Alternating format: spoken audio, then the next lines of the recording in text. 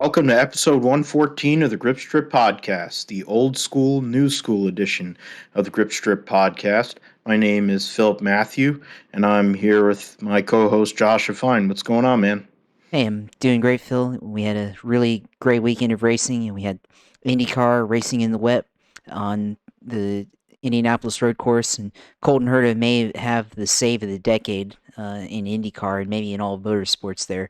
And then, of course, we saw Kurt Busch win in the number 45 car, bringing the number 45 back to victory lane. So, good result for 2311 and the passion and everything from Danny Hamlin. So, a lot of great racing that we saw there, and plus finished top five in the iRacing Indy 500 too. So we'll talk about that later on tonight. Yeah, that's one big thing there that we'll talk about in the sim segment is Josh's great finish in his fixed Indy 500. So, a lot of great preparation and time put in there paid off. Obviously, when you consider how a lot of those races seem to go, where you have carnage early and then you have to make it through. Well, Josh was able to do that, so he'll discuss that. I'll see if I can get in a little bit of discussion of bowling because it's last week of the league here for the what's it called for New Brunswick mixed. We have a chance at fourth. We definitely can finish fourth. Might move back, but fact is a few $100s in my pocket be nice. We have state tournament as well this weekend, so first time I'm really going to be bowling on conditions like you see on the PBA Tour, essentially, instead of a house shot. Um, as Kyle Troop went and won another WWE Championship belt for his second playoff win yesterday. So we'll see how that goes. Might get a little bit of discussion in on that.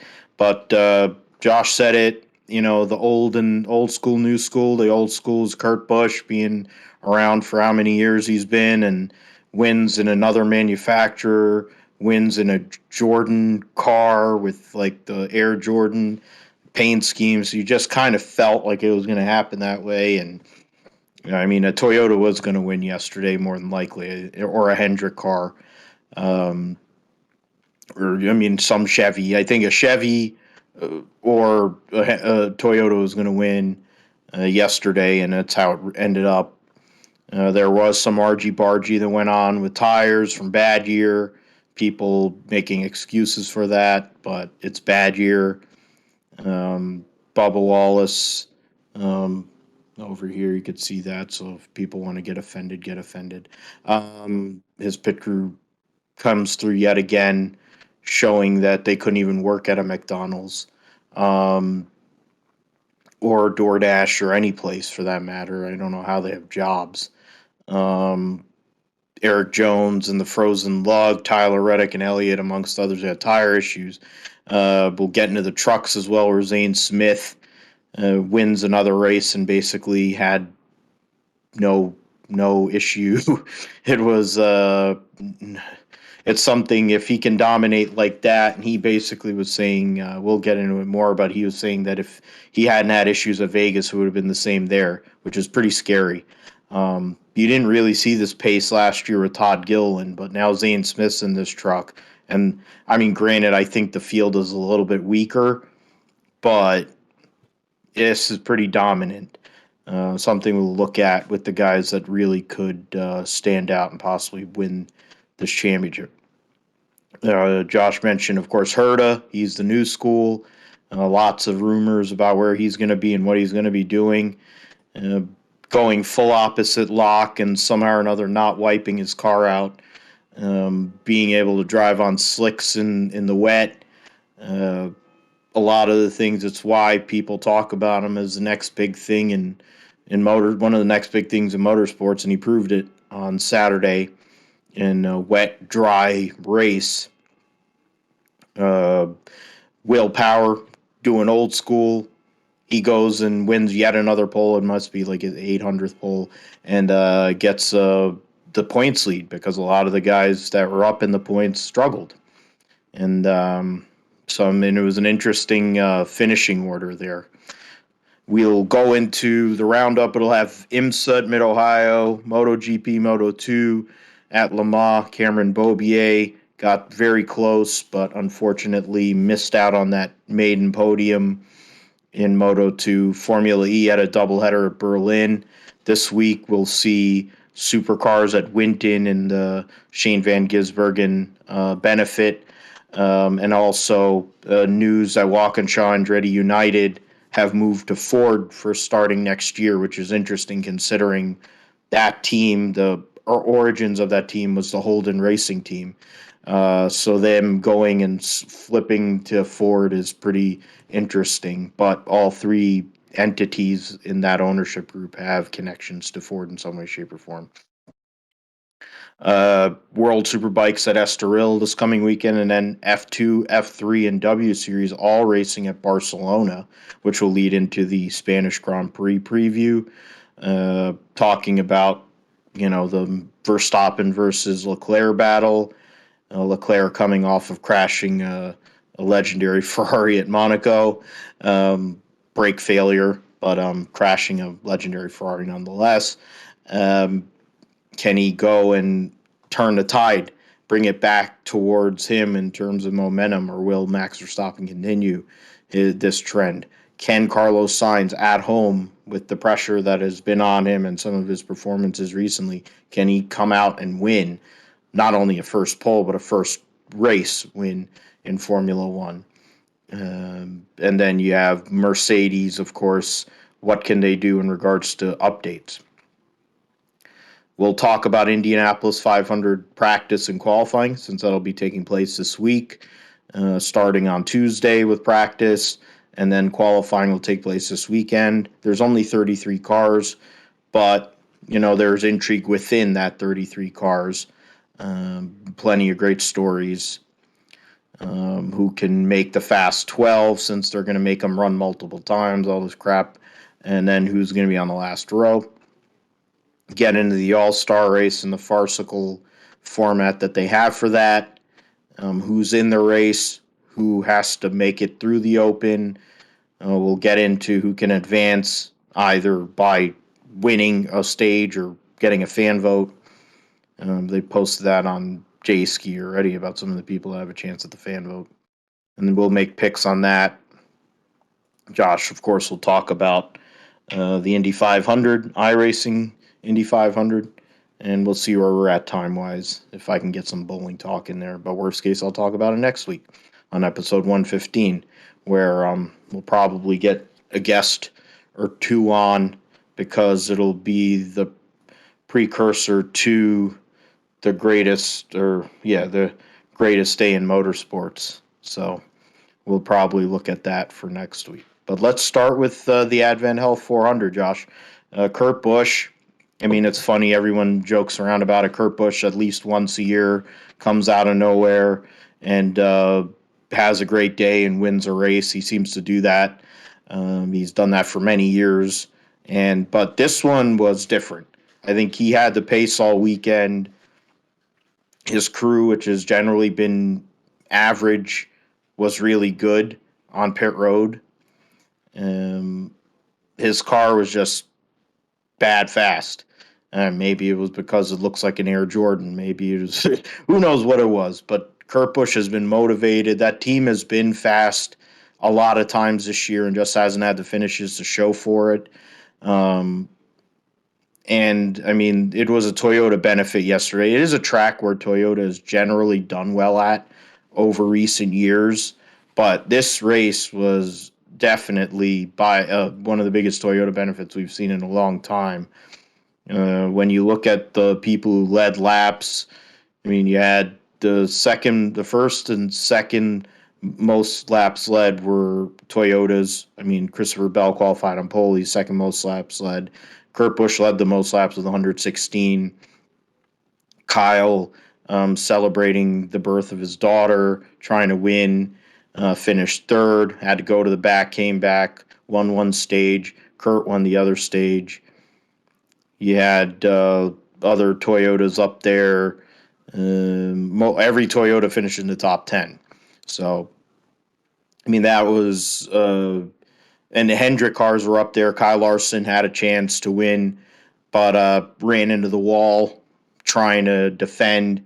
He talked about, like they were his crew chief or spotter or somebody said, oh, he ran him into the wall, but Larson came on the radio and said, no, he didn't. I just ended up screwing up, which is, very honorable considering what's going on in the sport in a lot of ways, that he's willing to go and be honest and, kind of own that deal. Um, but I guess it's continuing a trend, Josh, where we've been on this like Toyota or Hendrick car kind of winning, and we continue that. But this was pretty dominant by Toyota. It's probably one of the best performances, I think, as an overall organization. 6 cars in the top 10 is pretty crazy for one manufacturer. I mean, you would think that can happen with Chevy because of just the sheer numbers, but Toyota only has 6 cars, and they all are, Joe Gibbs, whatever, however affiliated, and they all have the same engine deal with TRD.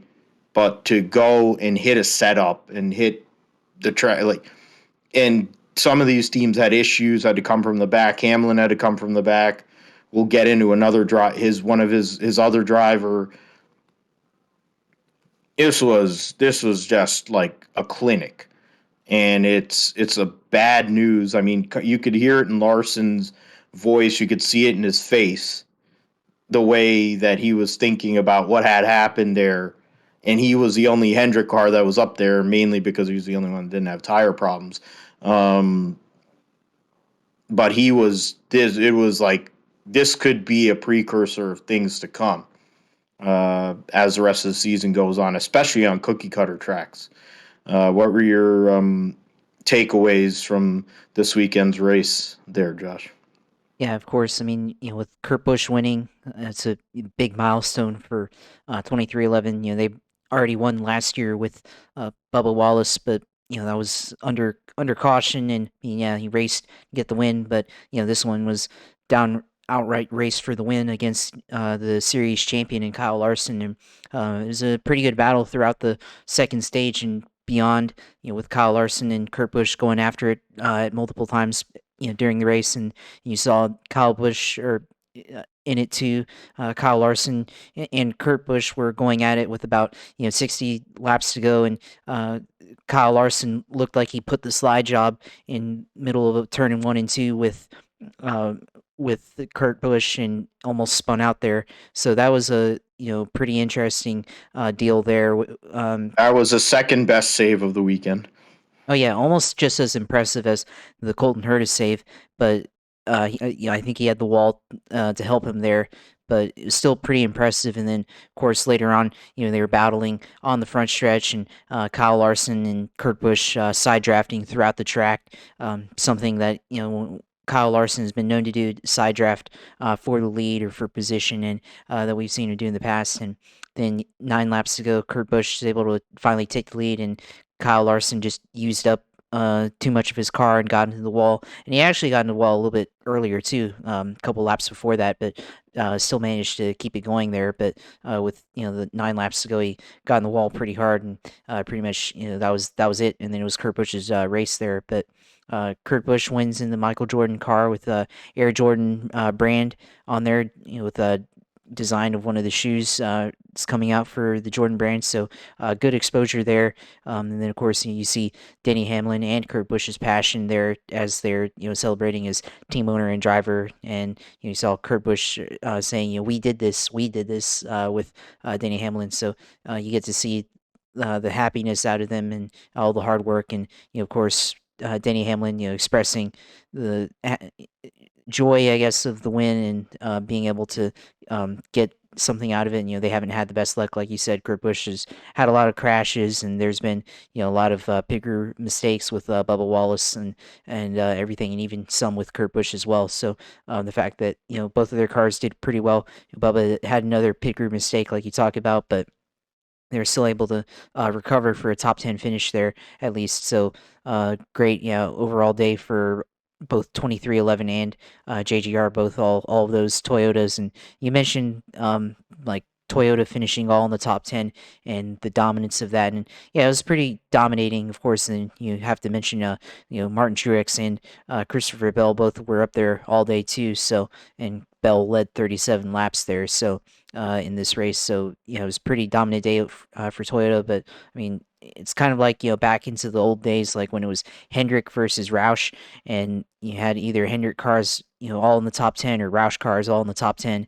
And I remember one race where I think all the Roush cars finished in the top 5 at one point when they were having 5 Roush cars back then, before it was RFK or even RFR. So, shows the dominance when a manufacturer is able to finish all their cars within the top 10, and have over half the top 10 be that manufacturer. So it has some pretty dominant, and it could be a precursor of things to come. But it's based on the trends. I mean, maybe on the mile and a halfs for sure, but I definitely think it's going to end up coming down to between Hendrick and JGR or 2311 here in the next couple of weeks, as we go to mile and a halfs like Charlotte, and then we've got, well, Charlotte's the last mile and a half for a while until Atlanta, but there's a lot of good tracks in between those that you could see any of those teams win, like Gateway, Sonoma, and Nashville, and then Road America, of course, where Hendrick will probably dominate. So, and Sonoma too. So we could see these two teams trading off victories here in the next couple of weeks, in the next couple of months here in the Cup Series. Yeah, I mean you have the All Star race this weekend at a cookie cutter, the Coca-Cola 600, and then the schedule kind of diversifies a bit. But you'll also have Nashville, which in turn is a cookie cutter of sorts, but it is a concrete track. Last year's race wasn't very good, but this car has definitely helped in a lot of ways with the racing on cookie cutter tracks. I think the other major storyline, I mean, we will get into top 10 here. Kurt Busch, Kyle Larson, Kyle Busch, Denny Hamlin, Christopher Bell, your top 5. Martin Truex, Ross Chastain, Richard, Alex Bowman, and Darrell Wallace Jr., your top 10. The best Ford was Austin Cindric. Gumby finished 11th. It's one of his best finishes of the year outside of his Daytona 500 victory. Beats his teammate Ryan Blaney, who was 12th. Bald Spot Dylan, Brad Keselowski, Kevin Harvick round out your top 15. Logano was in the back, was going to get lapped, came all the way back to 17th. What is it? There was 23 cars on the lead lap. Briscoe was the first car lap down. Got lapped, I think, on the last lap of the race. In a day that was definitely not great for Stewart Haas, where 3 of their cars finished outside of the top 20. So it goes into the next point that I had. The Ford situation, while we talk about Chevy and, with Hendrick, and even to, you think about Trackhouse, RCR, even to a lesser extent Colleague, depending on the track.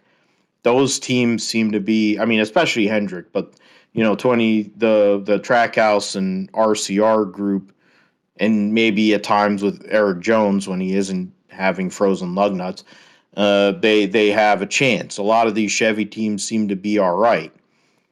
The Toyotas, of course, now we saw what they can do when they're generally all on it. On the flip side, the Ford situation is not good. You look at the back end of the points right now, there's already been 11 winners in 13 races. The in regards to the points right now, Blaney is the highest person in points that hasn't gotten a win. He would essentially be, I think, what is it? 1, 2, 3, 4. He'd be second in points He'd be well behind his buddy Clyde, but he's second in points. But he's 12th right now in playoff standings. But right now, in regards to the Fords, Chase Briscoe, he's eighth. Austin Cindric is ninth. The only two people that are behind him are Kurt Busch and Denny Hamlin, and we know that neither of them have had the best of luck. Then you have Harvick and Eric Almirola making up the back end of the playoff field. But you have a bunch of strong Chevrolets in Austin Dillon, Tyler Reddick, Eric Jones, and Daniel Suarez. Um, all of them are obviously in the open, I think. So it tells you where Chevrolet is strong, and Ford is well behind Stewart-Haas at a track that at times has been a great track, especially for Kevin Harvick and even Chase Briscoe. I know Eric Almirola has done well there. They were nowhere this weekend. The Penske team looked lost at times outside of Blaney. Cindric actually had a decent run, so that's a positive sign. The Ford situation isn't great. Custer sucks ass. They have two rookies that have generally been non-existent. What do we have to? As a Ford guy personally, because Dodge isn't around, or at least not for now. Maybe they will be, or somebody else will be. But there's rumors talked about that. But I ain't holding my breath on it. But Fords were bad last year, and really, the Penske cars were all right, but they weren't amazing last year. And then outside of that, Fords really sucked. This was supposed to be kind of a opportunity to get things back in some sort of like balance. And Fords have been good at super speedways and at some of these races this year, but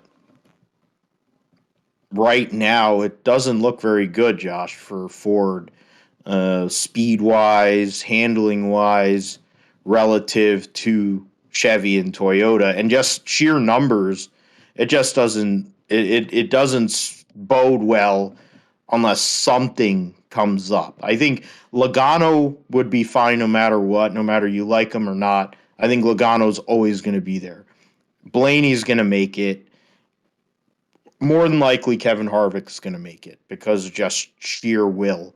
So, or Logano's already in, Briscoe's in, and they've been wildly inconsistent. I don't know what the hell's going on with that team.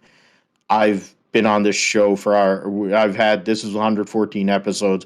I think I've said for however many episodes that he's been in the damn Cup Series that I've wanted a different crew chief, and I'm going to keep on saying it until he gets one or something drastic changes for him, because Klossmeyer doesn't know what the hell he's doing. Put Shiplet. I don't care. Put Shiplet over there and put Klossmeyer with fucking Cold Custer. I mean, whatever. As long as it's not Drew Blickensturfer, because he sucks. Just swap the 41 and the 14. Get their pit crew. I mean, the 14 pit crew is good, not great. We'll swap pit crews. We'll swap teams. Let's do that. That's what I say. Because this is ridiculous. There's been races where Briscoe should have finished top 5, had a possible chance to win, and he finishes 25th. And then there's races like this weekend where they were completely out to lunch. And it's like you've won a Cup race. You won earlier this year, and you're one of the better cars. You were third in points, and now you're in freaking boondocks. What do you look? I mean, I guess the question is what do we take away, Josh, from Ford and what they've been doing here? And are you concerned the same way as I am? Is there light at the end of the tunnel for Ford? What do we think here as we get into the meat of the season, into the summer and the dog days of summer? Well, I mean, it's kind of looking like last year once again, and it looks like Penske's probably going to be fine, like you said. Ryan Blaney's looking like the best of of the Ford cars, and I mean even on Sunday he was up there running towards the front, but couldn't really challenge for the lead for the most part. But he was up there, so I think Ryan Blaney should be good to go. He's in second in points and is probably going to win at some point. Um, Joey Logano has one win, of course. We talked about it last week and everything, and he's obviously in. And then Austin Cindric has been taking his lumps as a rookie ever since the Daytona 500 win. So he's good for the playoffs, but he's been super inconsistent. And then I think the real concern is Stuart Haas and the the lack of performance from that team. We thought that Kevin Harvick would bounce back from his winless streak, which he hasn't yet. Eric Almirola is Eric Almirola, but still kind of solidly chugging along in the back half of the playoff standings. And then of course you had Chase Briscoe, who we thought would take a leap this year after his rookie year, and he won a race, and he's done good on some tracks and bad on others. So he's been wildly inconsistent. So I do agree with you there that there's probably an issue with the crew chief situation and being able to have the same consistency. And no idea why they never brought up Richard Boswell with Chase Briscoe from his Xfinity team in 2020. That definitely should have happened. Definitely think. I mean, they've done it in the past with Ford teams. Remember Ricky Stenhouse at Roush Racing came up with his Xfinity running crew chief back then. It seems like for continuity, especially with drivers that were paired with good crew chiefs in that series, they come up together, to help build up that rookie and everything. And I don't really know what the decision making was there with getting him into the Cup car, but not bringing the same level crew chief, and giving the driver and the crew chief a promotion there. Cole Custer, he's been out to lunch the whole year, and don't expect anything to happen with him. He's basically, dad paying for it, or well, he's basically Haas is paying for the car, and he's paying for the company with the way Haas is sponsoring that car and everything. So Cole Custer, probably the worst forward out there. And then I think also Harrison Burton's been pretty bad too in that car. And yeah, I mean, talk bad about Matt DiBenedetto and everything, but I mean he up to this point would have probably outperformed Harrison Burton if you line up their finishes which from is scary. last year to this year. That's scary. So if whatever reason they went with Harrison Burton this year, and now they haven't had anything. They've basically been out to lunch except for Daytona at the beginning of the year when Harrison flipped over. Got sent by Brad. Yeah, exactly. And we haven't even talked about RFK either. And Chris Buescher has been all over the place. Has been kind of mired in the top 20, the back or just below the top 20, like he's basically been his whole career in the Cup Series to this point. And then of course Brad Keselowski buried in 31st in points. So I mean it's going to be a rebuilding project for RFK, and they're running out of chances to possibly get into the playoffs. I mean I think the last chance that they're going to have is at Daytona, probably for both those cars to get one of them to get in, as they were both good at Daytona back in February. So we'll see what they can do in August there. But yeah, Ford's been terrible out of all three manufacturers, and you have one that's somewhat good and probably will make it, and then the others that is question marks outside of the one win from Stuart Haas Racing. So yeah, it's been definitely a bad year for Ford and everything, and it's kind of contrast from where they were back in 2019 and 2020. When it seemed like Stuart Haas was class of the field in the Cup Series for the most part, and then even parts of last year with some of the four teams. And looks like they're going through a rough patch right now with this next gen car. It seems like maybe some of their power advantage has been taken away. It seems like with the horsepower changes to the car for this year compared to years past. It was 650 horsepower compared to some tracks having the 550 package, which is lower than that, but still they had gotten used to that, and then also the 750 package at the road courses and at the short tracks. So we're going to see how Ford performs once we get back to some of the different schedule diverse tracks, like when we go to the new Gateway track, when we go to um, the road courses, Nashville, places like that, where it's a little bit different. We'll see if things change. But yeah, I think they're probably mile and a half program, short track program for Ford's probably got to be a huge concern right now. And the mile and a half program plays a big part. I mean, the Kansas race kind of fits with the Homestead deal in regards to track surface. Um, I mean, Chase Briscoe loves that track, and maybe they'll pull one out of their ass. He has a new sponsor, actually. We'll talk about that in a little bit. A local sponsor from his hometown of Mitchell, Indiana, no less.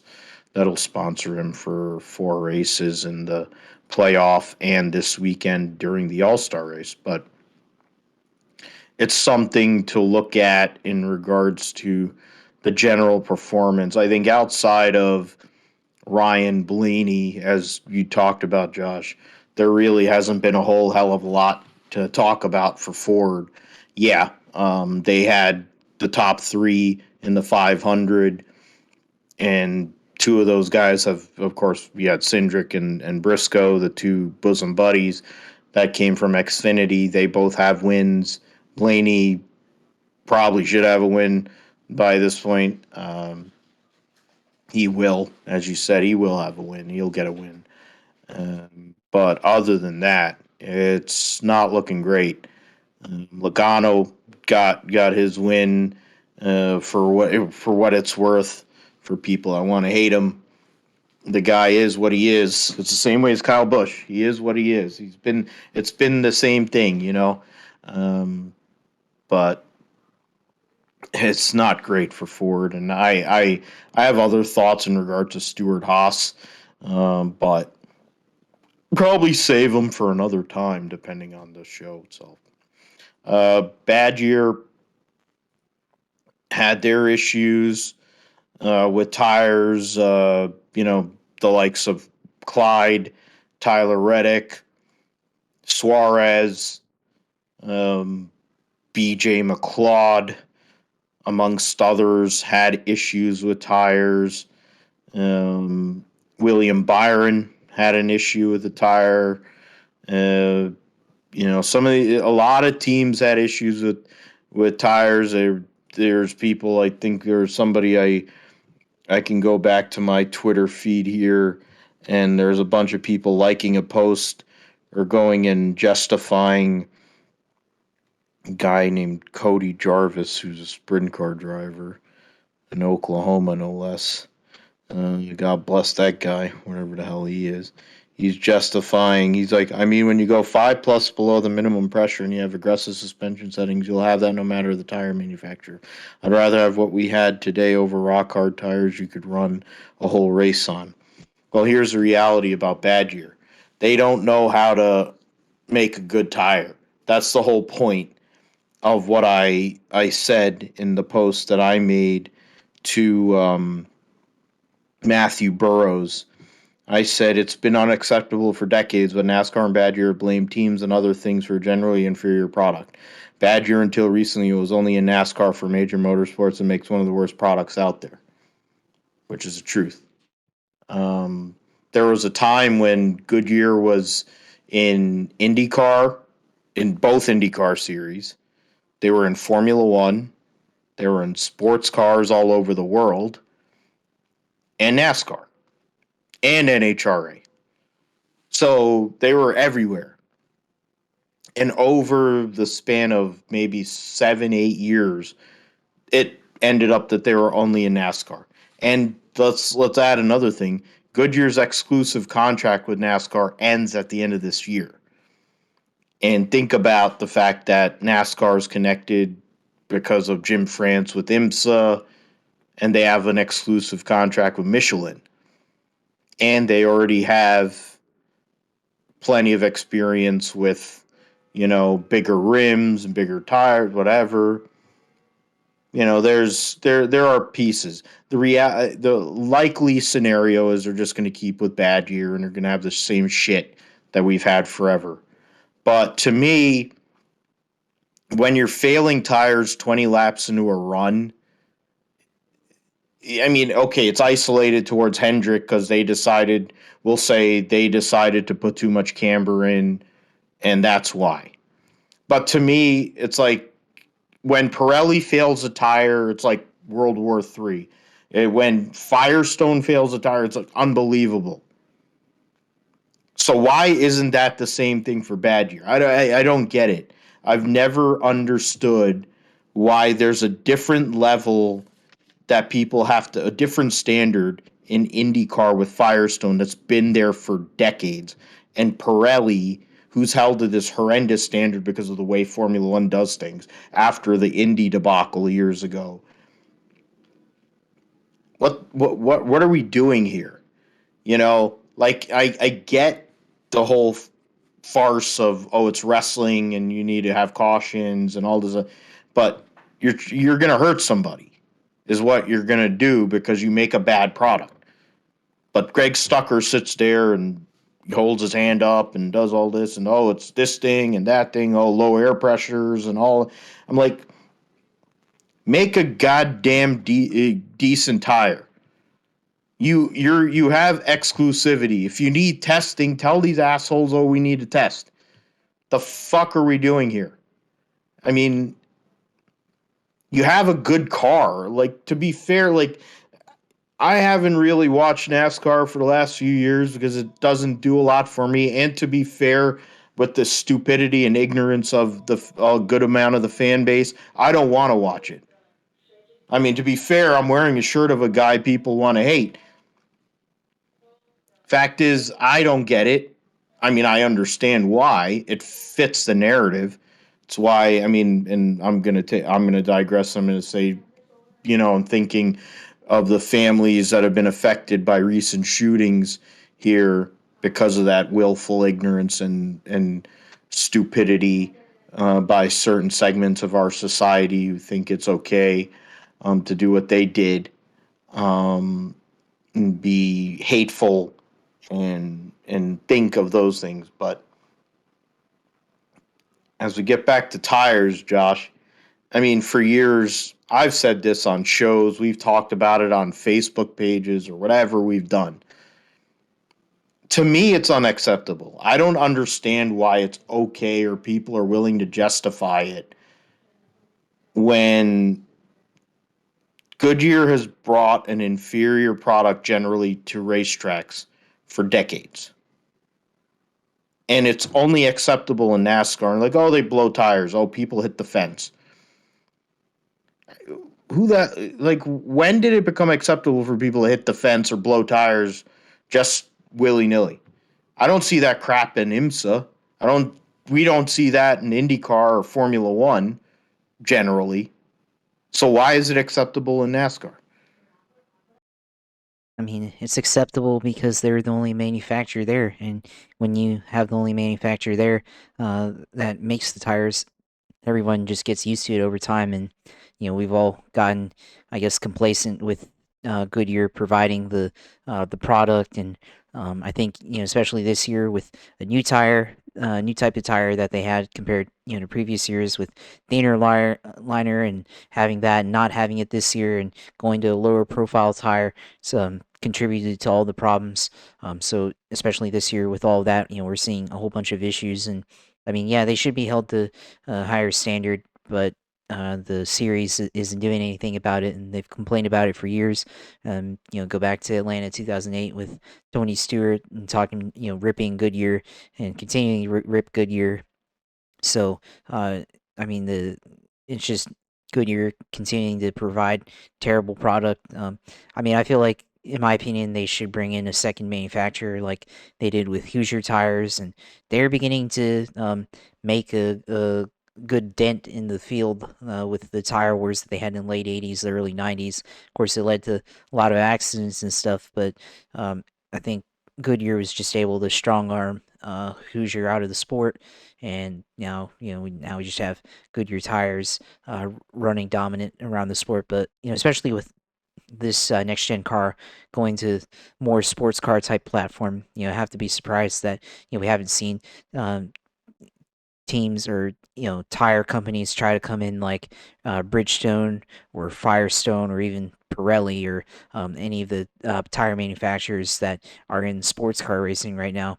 And Bridgestone and Firestone are basically the same company, which are owned by Firestone, but or even Michelin tires, something like that, competing with Goodyear. And in my opinion, competition is good when you have multiple manufacturers trying to provide the best tire, and it would certainly provide a lot of differences within the sport. I mean, you saw in the like I said, you've seen the tire wars in the past, and certainly they can come back once again if NASCAR decides to pull the plug or at least invite another tire manufacturer to come in and see if they can provide something better than Goodyear. And it's been a long time, really, since we've seen multiple tire manufacturers in racing. I mean, you probably have to go back to Formula One, back to when they had the issues at Indianapolis Motor Speedway in 2005 with those tires and everything. So it's been a long time since we've seen multiple tire manufacturers, and hopefully maybe NASCAR can have some sense and at least invite at least another tire to come into the series and potentially compete. Because I think with Goodyear, it's been too long. They've provided too many bad products, especially this year. I think it's probably about time that they provided a better product. And I mean, it's been a new tire this year, but it's something that needs to be addressed in long time since they've really seriously addressed the tire issues that have plagued the sport for many years. I'll end up, this will be the hill that it's one of the hills I'll probably die on in regards to uh, tires and whatever. I just don't like Goodyear tires. I mean, it's funny that he made that point about Tony when he went and shit on him at Vegas in '08. And for whatever reason, I thought Tony would go with Hoosier tires because they're like the short track tire and they've basically got a monopoly there. He went with BadYear, which I think is more a connection with Ray Evernham and some of the other people they have there than what Tony wanted. Maybe the Montag group got a better deal from BadYear versus what they could have gotten elsewhere from Hoosier. Um, but it's interesting to me that Tony owns and runs a series or is part of running a series that has BadYear tires, and he spent years shitting on BadYear tires. Um, but they didn't give him a problem last year when he won the SRX. But so I guess there's that. Um, Before we get into the Indy cars and trucks, actually, we had. I mean, we talked about the tires in regards to Reddick and Elliott amongst the people that got screwed. Eric Jones had like a frozen lug nut the same way that Valtteri Bottas did at Monaco.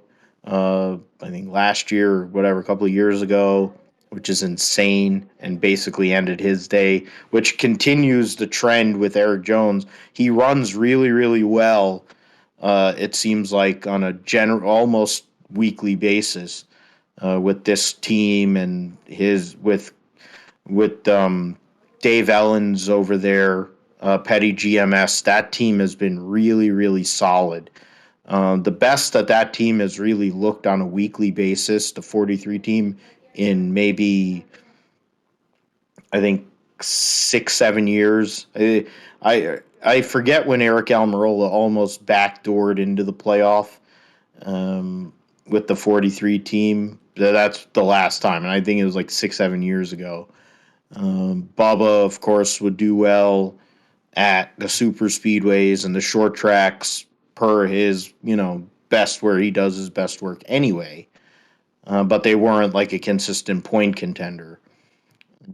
So we'll see what the 43 can do. He got screwed with that, and Bubba. I mean that was a big talking point. Not only for the maggot morons, LCD people, but the fact that he had to come back and forth. I think a couple of times because his crew sucks, while his teammate dominated the race. Bubba was making time, was in the top five, literally said, just keep me in the running, man. I have a chance. And they fucked it up. Like, I saw that pit stop and I'm like, how do you let the tire go? Like, I'm like, how, like, what are, I don't know who the hell's coming here at 9:35 in the evening. That's weird. But uh, anyway, the notion of, I mean, people want to say it's Bubba, whatever he's, whatever excuses they want to come up with, but that's how can you be a professional pit crew and talk about the way that they go and do the things that they're doing? Like it makes no sense to me. Like they shouldn't even be allowed to go and deliver pizza. They can't even pit a car. I mean, you get paid a lot of money to pit. Pay me that kind of money. I'll go and train. I'll do all that crap. I heard they make If 200K. I'll do that crap any day right now. $200,000 a year to go and freaking be a shitty pit crew. I'll do that. I can work for Cole Custer. That's no problem. Or I can work for Todd Gilliland or whatever. Some of these crappy teams. Corey LaJoy stacking pennies. I can stack pennies and run 25th every week, and I can make 200K. I'd love it. Be perfect. It'd make my life a whole lot easier. I'd be traveling all over the country, staying in some, whatever motels, whatever, but or fly in the day of the race in a chartered plane. But how do we explain? Like, I guess, I mean, I don't know. That was the storyline. Some of the storylines that came from the race. I don't know if you had anything to give in regards to those two instances with Eric Jones and for Bubba.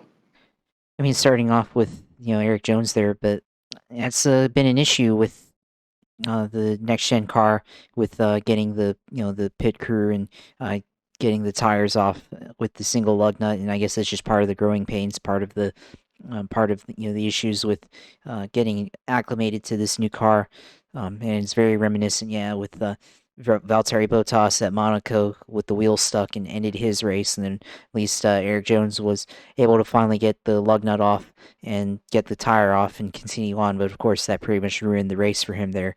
So definitely a issue there that they're gonna have to look at, and hopefully NASCAR can figure out a way to prevent that issue from the future or for the future. So unfortunately, um, just had to happen to Eric Jones there. And then of course Bubba Wallace getting screwed over by his pit crew again with multiple issues.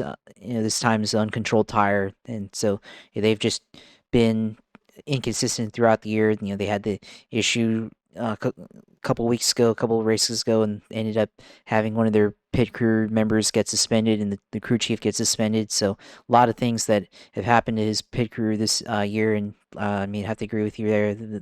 Sponsored by McDonald's, but probably wouldn't be able to go work at McDonald's, and if they did, certainly be a mess.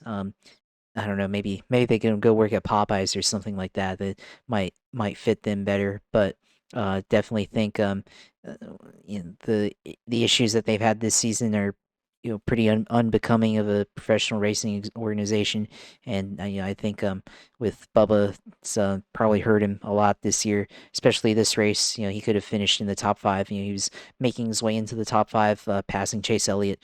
Right before Chase Elliott spun in his car with multiple tire issues there as well. So uh, could have gotten a top five finish out of that, and possibly maybe even could have challenged for the win based on how things were going there for Bubba Wallace in this race. But definitely. An issue for 2311, and Danny Hamlin's addressed it in his post-race interview. They've let Bubba down a lot, but this was also probably one of the best races Bubba Wallace drove in his entire career. So definitely a race where Bubba Wallace could have finished in the top five if things had gone right. So um, I think with the way the way things go for this crew, they'll have to continue just to practice together, and we'll have to wonder if maybe some point Denny Hamlin's going to have to make some changes to the crew for the 23 car to improve the results on pit road and make sure that things don't get misfortune or anything like that screwed over for Wallace there. So we'll see what happens for the 23 car if they can improve their results on pit road, and if they can improve as a team, because definitely now that Kurt Busch has won, now people are going to want to see the 23 car win, kind of the flagship car, and then you've got the second car in Kurt Busch. So now that one car's won, they want to see, people want to see the other car win to continue this success of the crew. So we'll see what happens as we go throughout the rest of the so-called regular season here in the Cup Series. Yeah, and as it stands right now, the only way that Bubba's really going to make the playoff is if he wins. So uh, points aren't in his favor. They've fucked up a lot this year. They need a win, and so the only way they're going to win is if they get good pit stops. They get good race cars. The pressure is off a little bit on the 45 side, but they want to continue winning because they don't have a lot of points. They don't have a backing. The reality is winning 2 races is the only true guarantee of making the playoff at the moment, with 11 different winners so far and a lot of drivers that haven't won that probably can and have way more points. So that's something to look at. Well, speaking of points and people that probably don't have to worry in regards to their situation points wise, Zane Smith. Yeah, he got DQ'd out of a race a few races ago, and uh, that screwed him over. But in the end, he's still doing pretty good. The Heart of America 200 Saturday night at Kansas saw Zane Smith win his 3rd race of 2022. Dominant performance, 108 laps led. Only Corey Heim led 18 laps after starting second. Um, Other than that, there's 3 other leaders for a couple of laps here and there. But absolute domination by Zane Smith. Won one stage. Heim won this first stage, but let's see. There's no fail. Didn't even feel. Yeah, they're running enough rate trucks. Jesse Iwuji got parked. Got the Milka-Duno park because he was so goddamn slow. He was in the way. That's hilarious. Zane Smith, Ty Majeski, Grant Enfinger, Chandler Smith, Christian Eck is your top 5. John Hunter Nemechek qualified on pole, finished 6th. D. Burrito, 7th. Derek Kraus, Matt Crafton, and Ben Rhodes rounded out your top 10. Freaking Riley Herbst actually raced and finished 12th. Well, it's Riley Herbst. Oh, Haley Deegan actually finished. Wow. Must have swallowed. So with that, yeah, Zane Smith 3 wins this year. That team front row / DGR. I mean, DGR isn't doing as well this year, probably because of who they have in their vehicles, but there is a connection with DGR and Front Row Motorsports. Front Row Motorsports Cup effort doesn't look great, but their truck effort looks really good right now, and that's the only real true representation Ford has in regards to this championship. It looks like it's going to be a 3-horse race between Zane Smith, John Hunter Nemechek, and, of course, defending series champion Ben Rhodes. The way things are looking at the moment, there might be a couple other people that might be able to sneak in there, but honestly, I think that's really the discussion. The race itself, there wasn't a whole lot to talk about, but we're kind of seeing the pattern here and what we're probably going to look at once we get about 5+ months from now. One of these guys is probably going to be up there one or multiple guys, multiple or one or two or three of them will be in the play to possibly win Truck Series championship, and they get to Phoenix in November. Uh, what are your thoughts, Josh?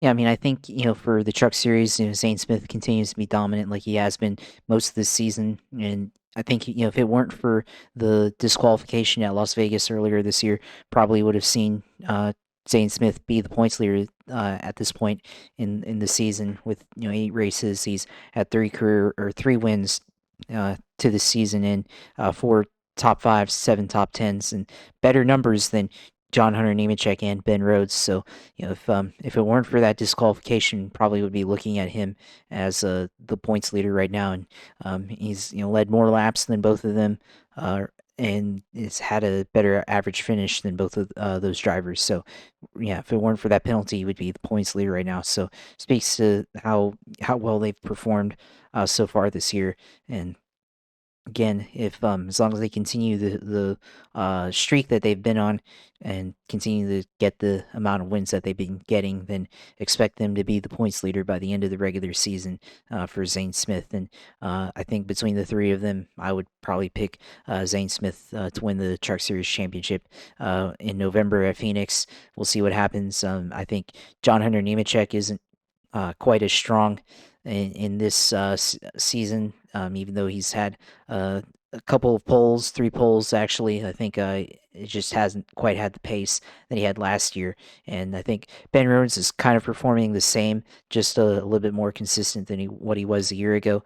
But Ben Rhodes, I don't think is quite as strong as Zane Smith is in this championship this season. So we'll see what happens as we go along throughout the rest of the year. But I think between the three of those, you'll have to pick Zane Smith to win the championship. I agree, honestly. I mean, John Hunter is the one that I kind of look at. Can he go and put it together? He's never really been in. I mean, he was in that battle last year and then it all unraveled at Phoenix, but he really wasn't running that well in the playoff either. Um, can he finish? His dad was able to 20 years ago in the Busch Series against the likes of Bobby Labonte, who was a defending series champion at that point, and Herman and Robert Presley and Jeff Gordon, people like that. I mean, there were a bunch of people that he had to battle. Todd Bodine um, and Joe Nemechek with his family team was able to hold up and win the Busch Series championship. He was on fire at Daytona in the first race of the year, burned his mustache off or whatever. It's the reason why I know Texas Pete hot sauce exists is because of a goddamn car. But yeah, can John Hunter win? Can he put himself in a position to go and move up into the Xfinity or possibly the Cup Series? Because you know that 2311 is trying to expand. It's a matter of time. I think the days of Rick Ware filling the field he's gonna make a lot of money. His two charters, and I think the one Spire charter for the 77. Those are the 3 cars. Those are the next 3 cars that are probably gonna be gone off the grid. It'll be good, honestly. Um, for some of these teams that are looking to expand. Um, Let me go through this. We went all over that. Let's get into the Indy cars. Uh, Colton Herta. I mean, a great job by him to go and pull off a great victory at Indianapolis. I use chaotic, and even frickin' Marshall Pruitt is not really known for being a great writer, but he's the one that's allowed to write anything that's IndyCar sports cars. So I guess our vocabularies are similar in that sense. The GMR Grand Prix, first of 2 races on the Indianapolis Road Course. Colton Herta gets his first win of 2022 over Simon Pagenaud, Will Power, Marcus Ericsson, Connor Daly, Felix Rosenquist, Takuma Sato, Callum Ilott, Christian Lundgaard, and Scott Dixon. Scott Dixon started 21st, finished 10th.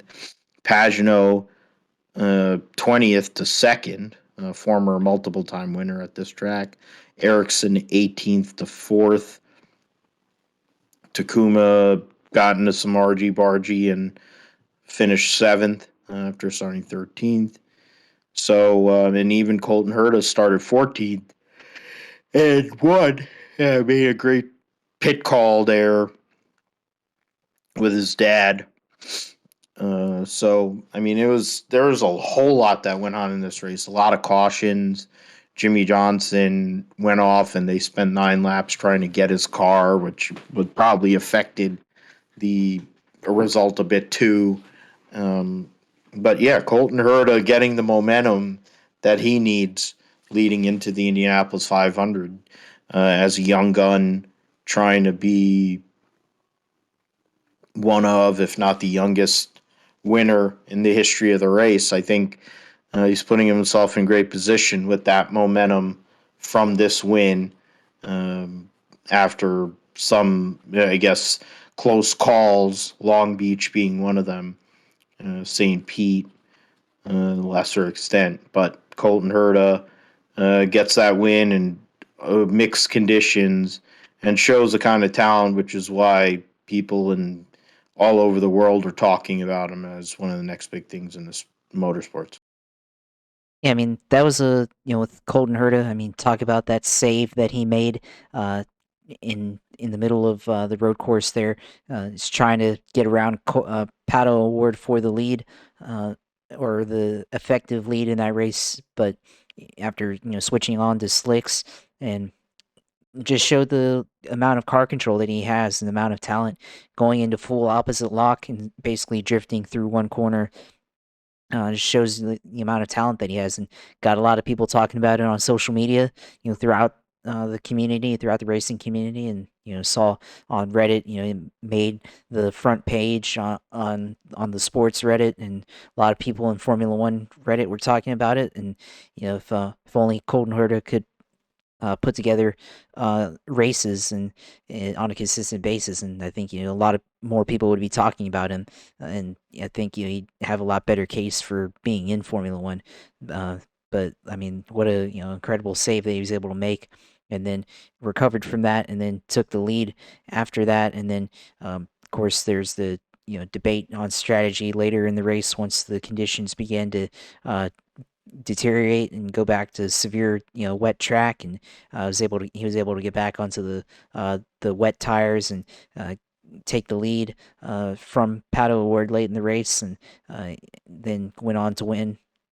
So Colton Herta could be positioning himself here for a possible Indianapolis 500 win. But then not only that, but also potentially position himself for the championship later on if he's able to keep up this type of performance. I mean, he's sixth place, 38 points behind Will Power. So we'll see, if he has the consistency to really challenge for the championship this year in IndyCar. So great performance by him. And then of course, the race itself, was pretty crazy, of course, with the weather, and we've seen teams having to go back and forth, changing strategies based on the weather, whether it was time to put on slick tires or time to put on the wet tires. A lot of craziness, a lot of chaotic events happening throughout this race, and then you had the spins by different cars. Alex Palou spun out, got him behind a lap down, cost him points. Lost the points lead to Will Power. Joseph Newgarden lost points in this race, got into it with Alexander Rossi and Jack Harvey. A lot of things that happened in this race. Jimmy Johnson, of course, spun out on his own and then stalled the car and couldn't get it refired, and that contributed to the mess. You saw other cars spin, crash under caution once it got too wet. So just a lot of crazy things that happened in this race that uh, don't normally happen. Definitely, they had to go back to a timed race, which that's like one of the things I don't like about IndyCar is that when they get into wet conditions like this, they immediately change the switch over to the time format rather than the lap distance, which I don't know. For some reason, that just seems amateurish to me to do that, but that's how they do the rules. And then didn't really have a lot of racing after they switched to the timed race because a lot of it got consumed by caution laps, and I think a lot of the drivers probably weren't happy about that the way that the race control was conducting things, especially once they went to the timed format. But for the rest of the field, good performance for Simon Pagenaud, finishing second, started 20th. Willpower continuing to be consistent, although he hasn't won yet, and now has the points lead. Marcus Ericsson also came from the back, finished fourth. Connor Daly, great performance for him in that car. With Ed Carpenter Racing getting a top five and being up there in the race the whole time, and then of course some of the rookies in this series like Callum Ilott, Christian Lundgaard finishing eighth and ninth, solid finishes for them. David Malukas also in 12th place, pretty solid performance there, and then even somehow Tatiana Calderon was not in last or in the back of the field, but of course last car on the lead lap, and actually led one lap, so even she was able to get a decent run in with the AJ Foyt machine for her. So yeah, Yeah, definitely that tells you that tells how you how crazy it crazy. was.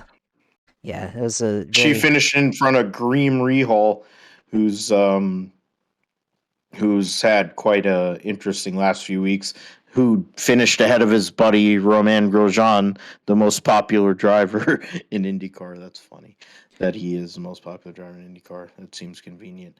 Um, I feel like Jimmy would be the most popular, but that's based on number of followers, I guess, on social media. In my opinion, that I'm they thinking about voted that. it. They had some vote on IndyCar.com, and Romain Grosjean won it, which is whatever. I mean, it's fine. If it was based on how many people he hits, he's hit plenty of people over his career.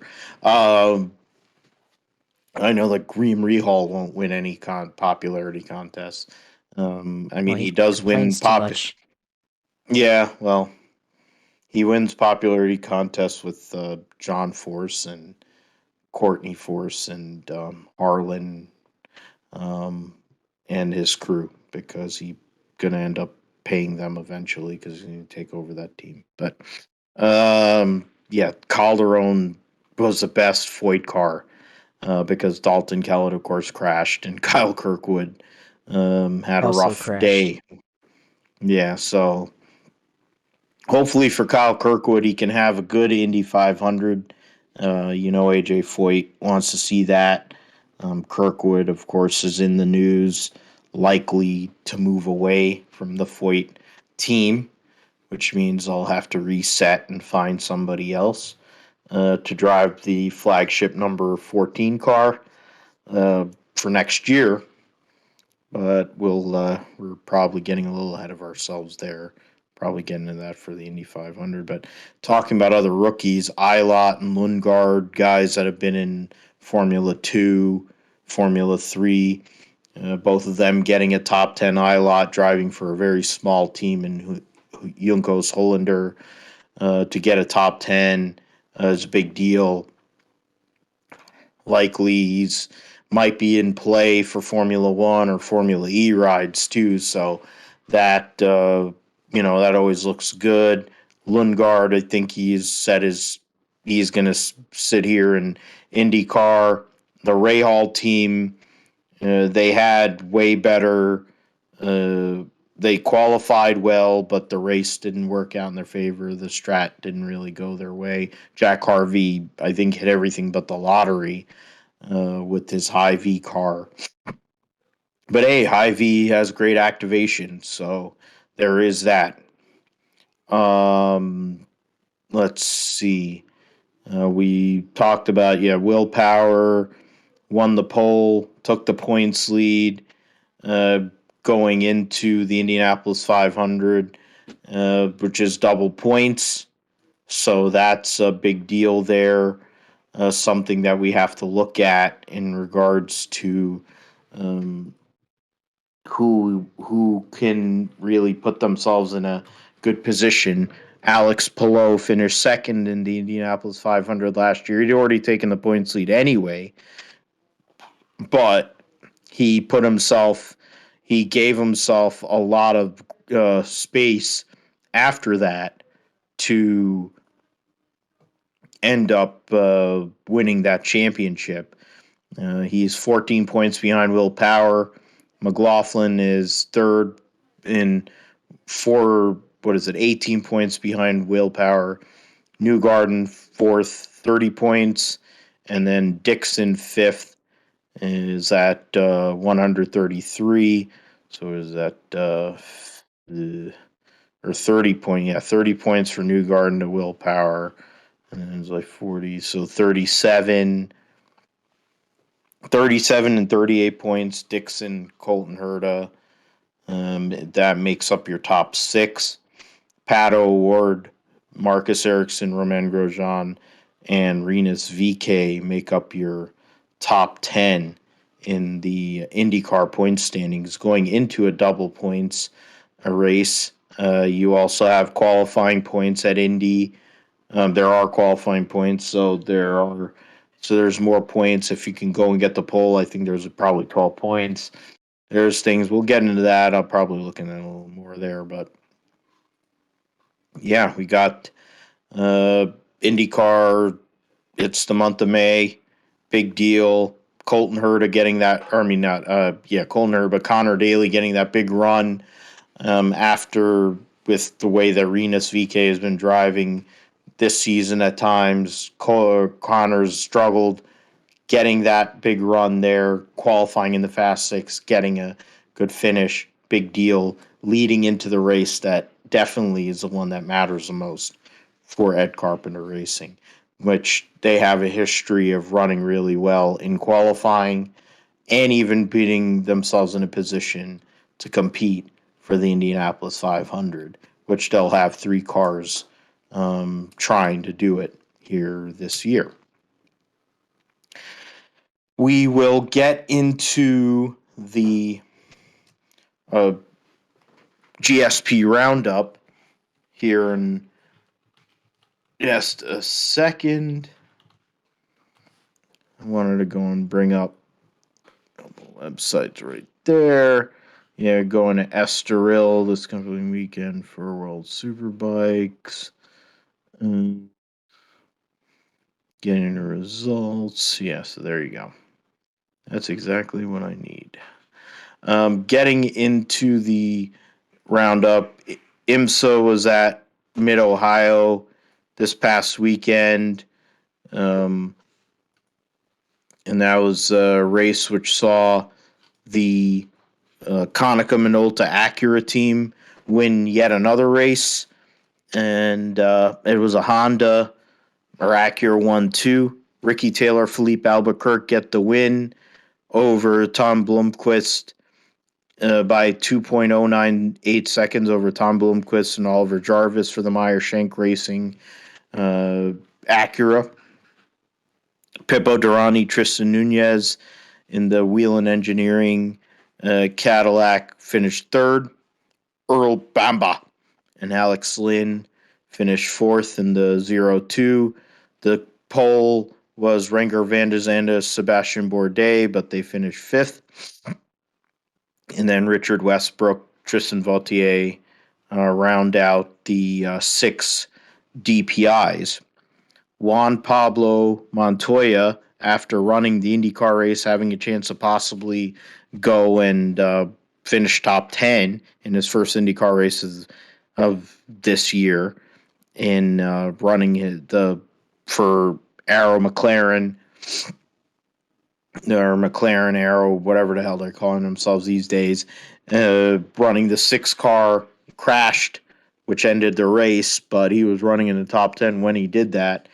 Gets Taco Bell, and then goes to Mid-Ohio, and with Hendrick Henman, they go and win LMP2 for Dragon Speed over the Jonathan Bomarito, Stephen Thomas, PR1 Matheson team, and then the 20 high-class team of Forbach and Anderson.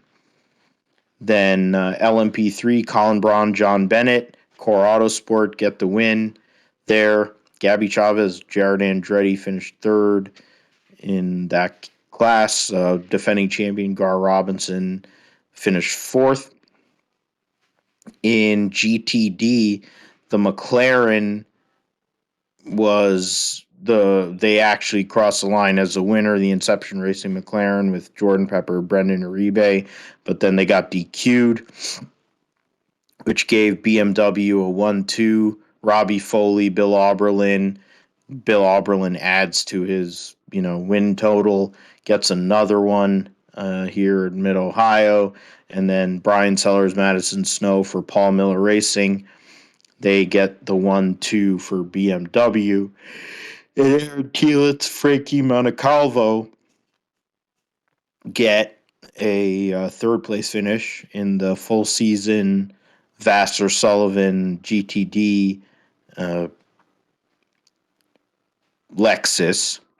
Their teammate Jack Hawksworth had Richard Highstand running here as an extra car, and they finished seventh in class. Ryan Eversley and Aiden Reed in the Rick Ware Racing Acura ended up finishing 10th in class.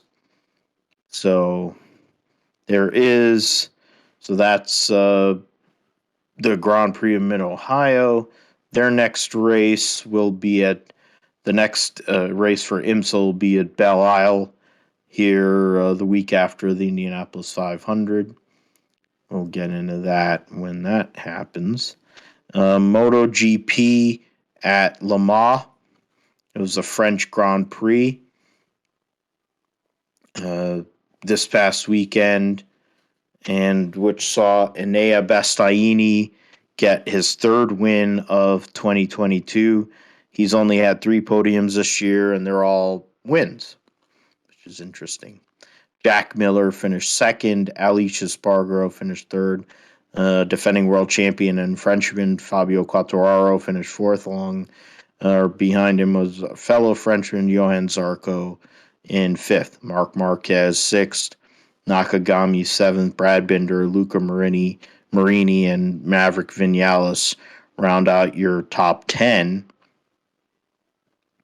Amongst people that ended up crashing out, both Tech 3 KTMs, both Suzuki's, Jorge Martin for Pramac. Pecco Bagnaia was trying to win the race. He crashed out in Miguel Oliveira for Red Bull KTM. Points right now going into the next race in Italy. Fabio Quartararo holds a 4-point lead over Alicia Spargaro, 8 points over Enea Bastianini. And then Rins is well back, but he's in a battle between himself, Jack Miller, and Zarco. Bagnaia, Binder, Mir are all tied for 7th in points. Marc Marquez is 2 points behind him and behind all of them in 10th. In Moto 2 coverage, you had slide down here. Augusto Fernandez gets the win over Aaron Canet. Somkat Chantra gets the last podium spot by just a few, 12 hundredths of a second over Cameron Beaubier, the former multiple-time Moto America Superbike champion, trying to get his first podium in Moto 2. Had a great run, but I think the tire went off and unfortunately wasn't able to get that maiden podium. Joe Roberts finished 7th. Celestino Vietti, who had a rough day, was able to salvage an 8th place finish and limit the loss to Io Gura, who's his rival for the championship there. Right now, Celestino Vietti is 16 points ahead of Ayagura. Aaron Canet is a further 3 points behind, so he's 19 points at him. Tony Arbolino, fourth. Augusto Fernandez, with his win, moves up to fifth. Joe Roberts has scored in every round this year, which nobody ahead of him can say. But the points have not been great in some of those races. He's sixth ahead of Chantra. Cameron Beaubier, after his fourth place finish, moves up to 14th in points. He's only 7 points out of the top 10. So something to look at. If he can continue this run, it might be a possibility he can move up even further.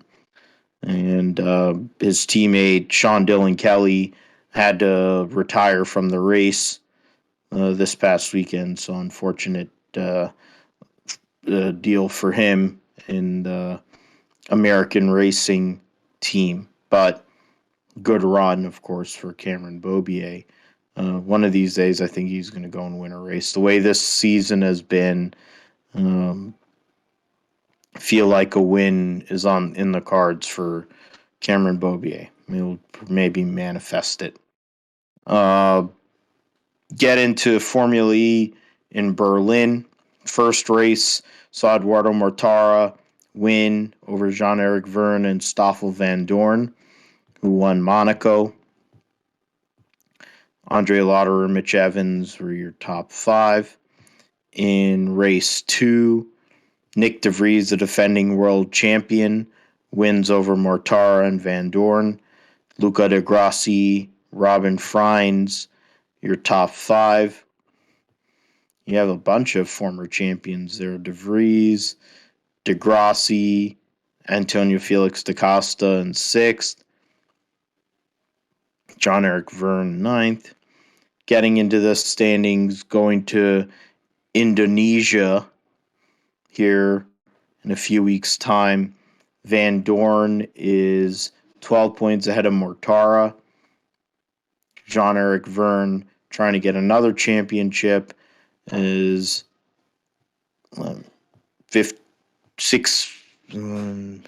16 points behind in third.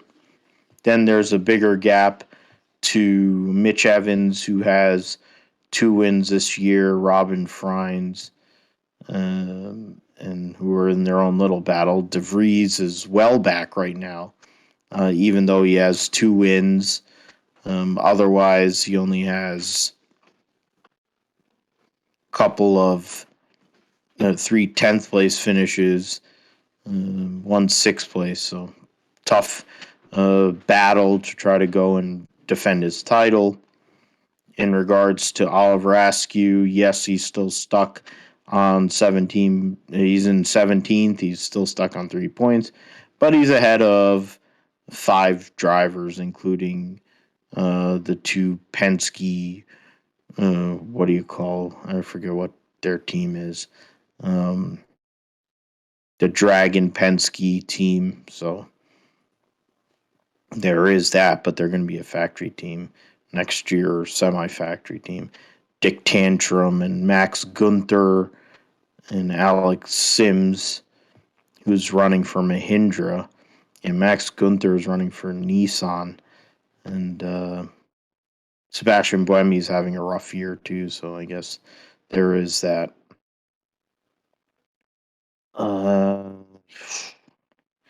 Get into supercars at Winton, first time in 3 years with the Winton Super Sprint, 3 races.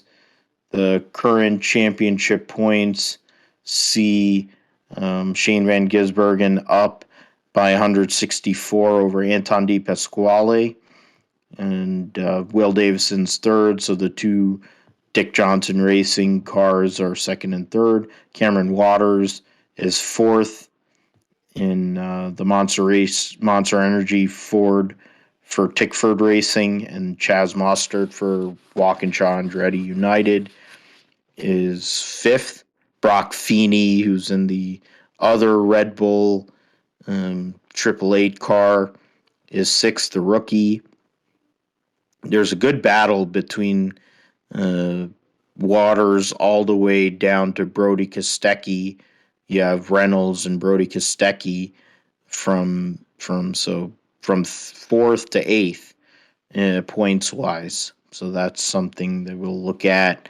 Can Ford make something happen here in the races this coming weekend at Winton to go and make it a little more interesting, or will Shane Van Gisbergen continue to dominate? That's something that we will find out for sure. Get out of that. Going to World Superbikes, going into Estoril this coming weekend. Alvaro Bautista is the points leader by 18 over Johnny Ray. Defending champion Toprak Rasgatoglu is third. Andrea Locatelli and Iker Lackawanna are your top five. It's from Toprak to Iker Lackawanna is only 14 points, and it's 21 to Michael Ruben Rinaldi. So there's a little battle there between third through sixth. And then it's really close after that. Garrett Gerloff is 11th in points. The American on the Yamaha trying to go and move up. He can go and make some ground. Could even with a good weekend this weekend could get all the way up to sixth, maybe even fifth or fourth. You get really crazy, get a couple of wins. It'd be nice. Ducati leads the manufacturers by 5 points over Kawasaki. Yamaha's in third in their own little battle. Honda and BMW are fourth and fifth. Going into this weekend's races at Estoril, the legendary Estoril circuit, once home for the Formula One. For Formula One now, they go to Portimao, but for many years they used to go to Estoril. It's a beautiful track. I love that place, but now it's a place for motorcycles and touring cars. We'll get into Formula 2 and Formula 3. We have going in this weekend's race at Catalunya. Teo Pocher is the points leader by 4 over Felipe Drogovic. Jehan Daruvala is third. 16 points? Yeah, 16 points back. So, 16 points back. Liam Lawson, 17 points back in fourth.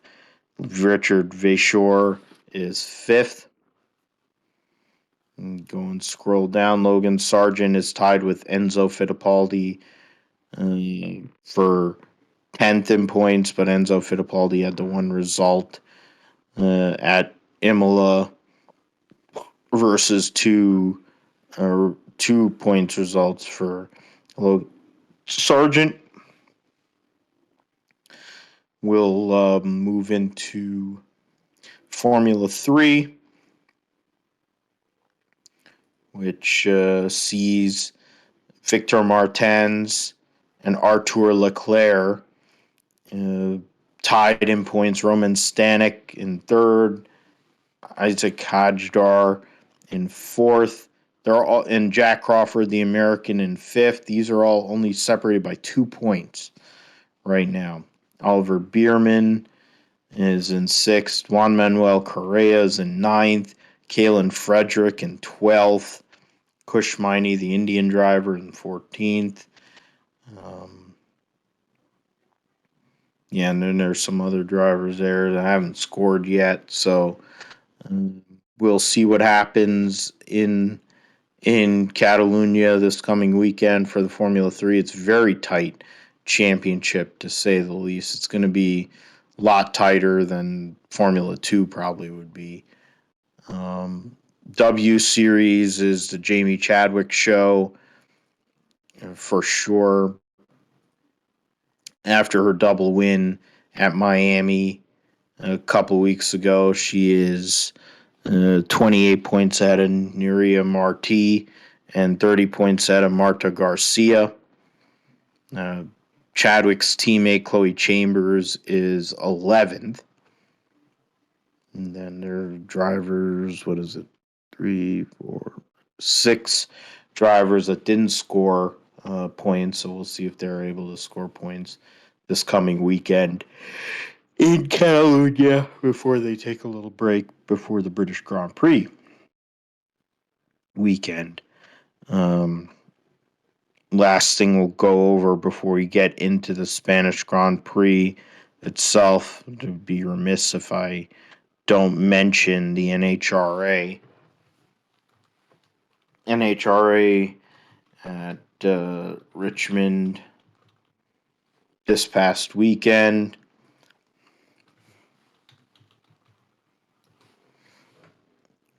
Camping World NHRA Drag Racing Series.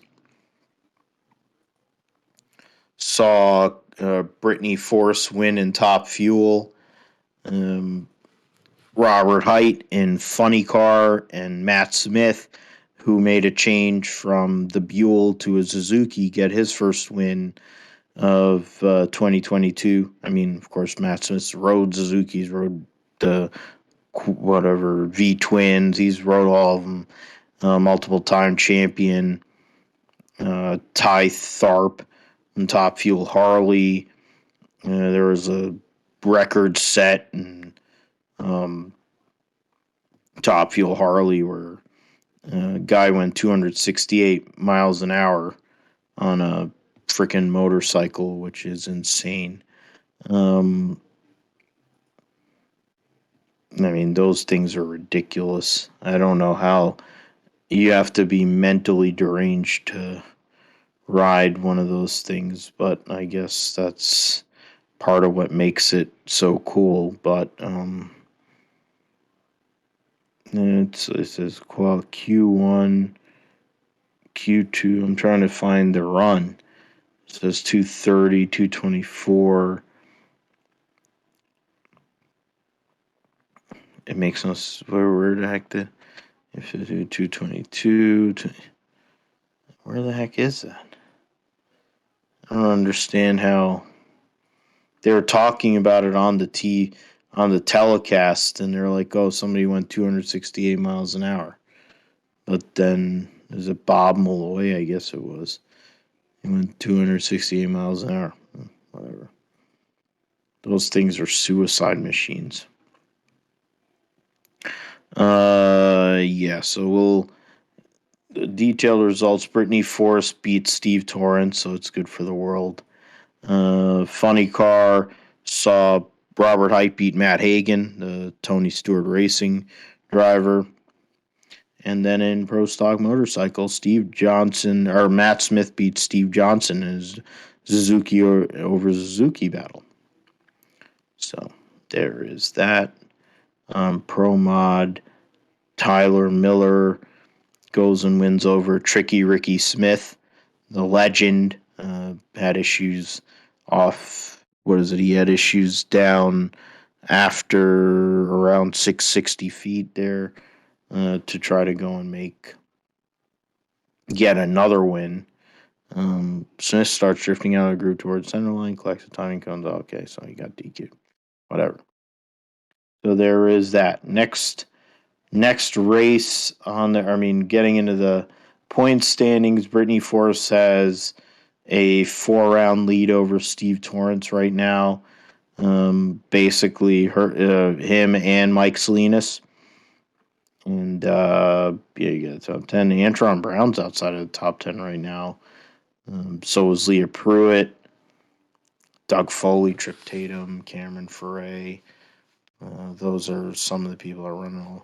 I don't know if they run every week, but In funny car, Robert Height cuts Matt Hagan's lead to 15. Caps is in third. John Force, after winning the 4 wide, is fourth. Cruz Pendragon fifth. I'm trying to see some of the other people that run every race. Then you have, and the Pro Stock didn't run this weekend. Steve Johnson's up by 50 points over Karen Stouffer. You have Eddie Krawick in third, only 7 points ahead of Matt Smith, who won the race. His wife, Angie, qualified number one. Didn't have fare so well in the race itself.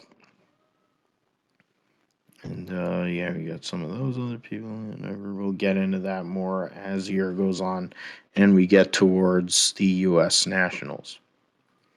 So, Josh, I'll throw to you in regards to the Spanish Grand Prix. We have a lot to look into in regards to will we see something different? Will we get somebody to go and make a change? Will Ferrari's upgrades that they were testing at Monza last week make the difference for Charles Leclerc to possibly go and get around Max Verstappen, or will Max Verstappen continue what he's been doing with his domination in regards to the 2022 World Drivers' Championship? Well, I think certainly Ferrari can make a challenge at this racetrack, but it's going to be dependent on how well they can go up against Red Bull. I mean, you talk about their testing and there's a lot of chances for speed at this racetrack. Of course, long front straight at Circuit de Catalunya, and you have DRS detection zone 2 on the front stretch, and then zone 1 from turn 8. Going through turn 9 to turn 10. So there's going to be a lot of opportunity for speed, and some of the testing that they did at Monza certainly could carry over and possibly get back to the to Red Bull, who at Miami had a 6.5 mile an hour speed advantage on the straights and in the DRS zones compared to Ferrari. So if they can make some gains in the speed department, it certainly could help them here at Catalunya. And then I think for Charles Leclerc, of course, crashed out and destroyed the Niki Lauda Ferrari at the Monaco Historic Grand Prix. So maybe he got rid of some of his bad luck going into the month of May, already in the month of May. But, of course, bad luck here get rid of the bad luck for this race, and then also at Monaco, where he seems to have a lot of really terrible luck at. So we'll have to see if he can go up and challenge Charles Leclerc. I think Max Verstappen and Red Bull, I continue to see them competing for this race. I expect them to maybe win the pole, but expect a lot of challenge from both Ferrari cars. I think if Leclerc can answer back, I would say that maybe it could be a toss up between Verstappen and Leclerc, and then not sure if Carlos Sainz can possibly win this race at his home track. I think that's more dependent on if Leclerc makes a mistake and Verstappen something happens to him there, because haven't really seen enough out of Carlos Sainz to say that he can go out and lead races. It seems like his job is to kind of be the number 2 to Charles Leclerc there. So we'll have to see what happens with Carlos Sainz, but possibly another podium at his home racetrack, or a top finish outside of the podium. We'll have to see. Yeah, it's something. With Carlos Sainz, it'd be something for the storyline. I know that Fernando Alonso probably isn't going to be at the top end of the grid. He probably will contend for points, but for the Spanish fans, they want to see Carlos Sainz, since Ferrari has got a good car, possibly come through and get his first career win or get a first career pole. It will be tough, but I do think the upgrades that they are bringing to the table might help them in their battle with Red Bull, since it is basically those two teams at the moment.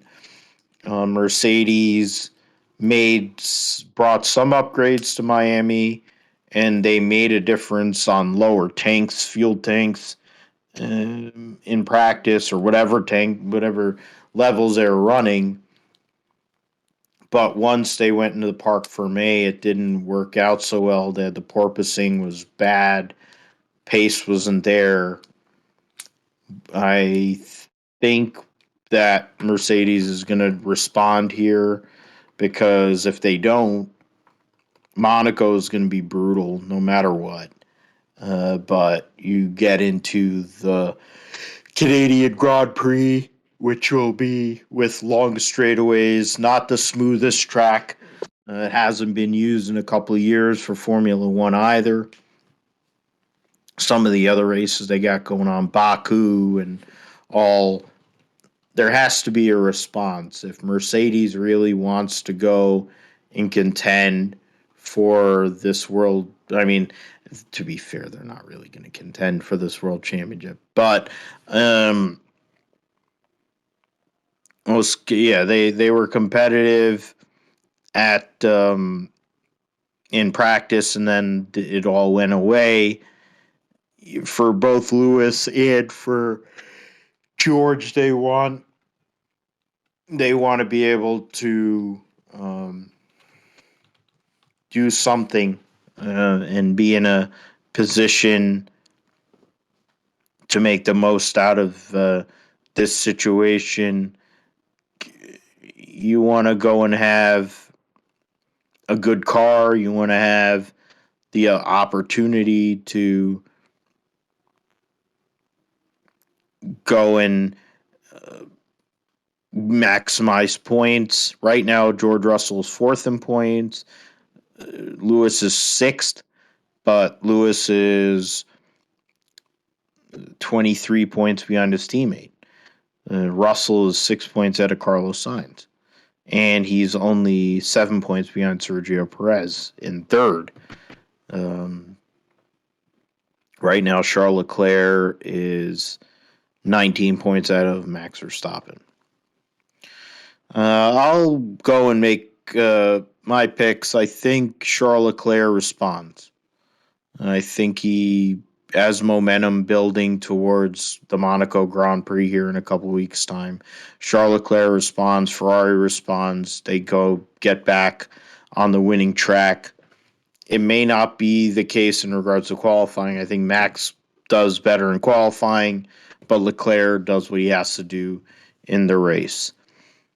I think also Lewis will get on the podium this weekend. There'll be stuff that happens with the other Ferrari and the other Red Bull that'll assist in Lewis getting another podium and adding to his points haul. The other kind of wild card thing, considering what's going on with Daniel Ricciardo and the likelihood that he probably is going to get let go, I think Daniel Ricciardo goes and responds this weekend and has a good race, top 5 finish. So those are my takes. I figure it'll be Leclerc and Verstappen and Hamilton on the podium. What are you looking at, Josh, for winner and podium and maybe some other wild card things that we could see coming weekend? Yeah, I mean, I'm gonna go a little bit different. Obviously, I'm gonna go pick Verstappen to win this Spanish Grand Prix. Then I'll say that Charles Leclerc finishes in second. And then, I'm gonna go the different direction in the Mercedes camp. I'll say a Mercedes car finishes in the podium, but I'm gonna say that it's gonna be George Russell this week. He's been performing better than Lewis, I think, overall this entire season, and I think he can get the job done and get his second podium for Mercedes here this season and finish in third. And then I think maybe a wild card. I'll go the other direction. Let's go with Lando Norris as the wild card. Other than Daniel Ricciardo, he hasn't performed quite as well as he did last year either. So could see Lando Norris possibly challenging for a points position outside of the podium potentially, and then I'll throw in another guy and Esteban Ocon. I think he could be someone that challenges in the points as well this week. So a lot of things that could happen. This is it's not really a track known for overtaking, but we've seen some crazy things happen in this racetrack before. Go back to 2016 edition of this race with Lewis and Nico Rosberg getting into it as teammates in that race and opening the door for Max Verstappen to get his first career win in Formula One. So definitely could happen, something like that. So we'll see. And certainly with Ferrari, with Charles Leclerc, maybe he still has more mistakes to make. We saw the mistake he made back in Imola could happen again here, so could open the door for someone else to get a podium besides one of the Ferraris. So, and maybe we get two Mercedes on the podium depending on how they perform this weekend through practice and qualifying. So, definitely a lot of things that could happen here in the Spanish Grand Prix. And it's something that we'll discuss here on episode 115 next week. Race that builds into the greatest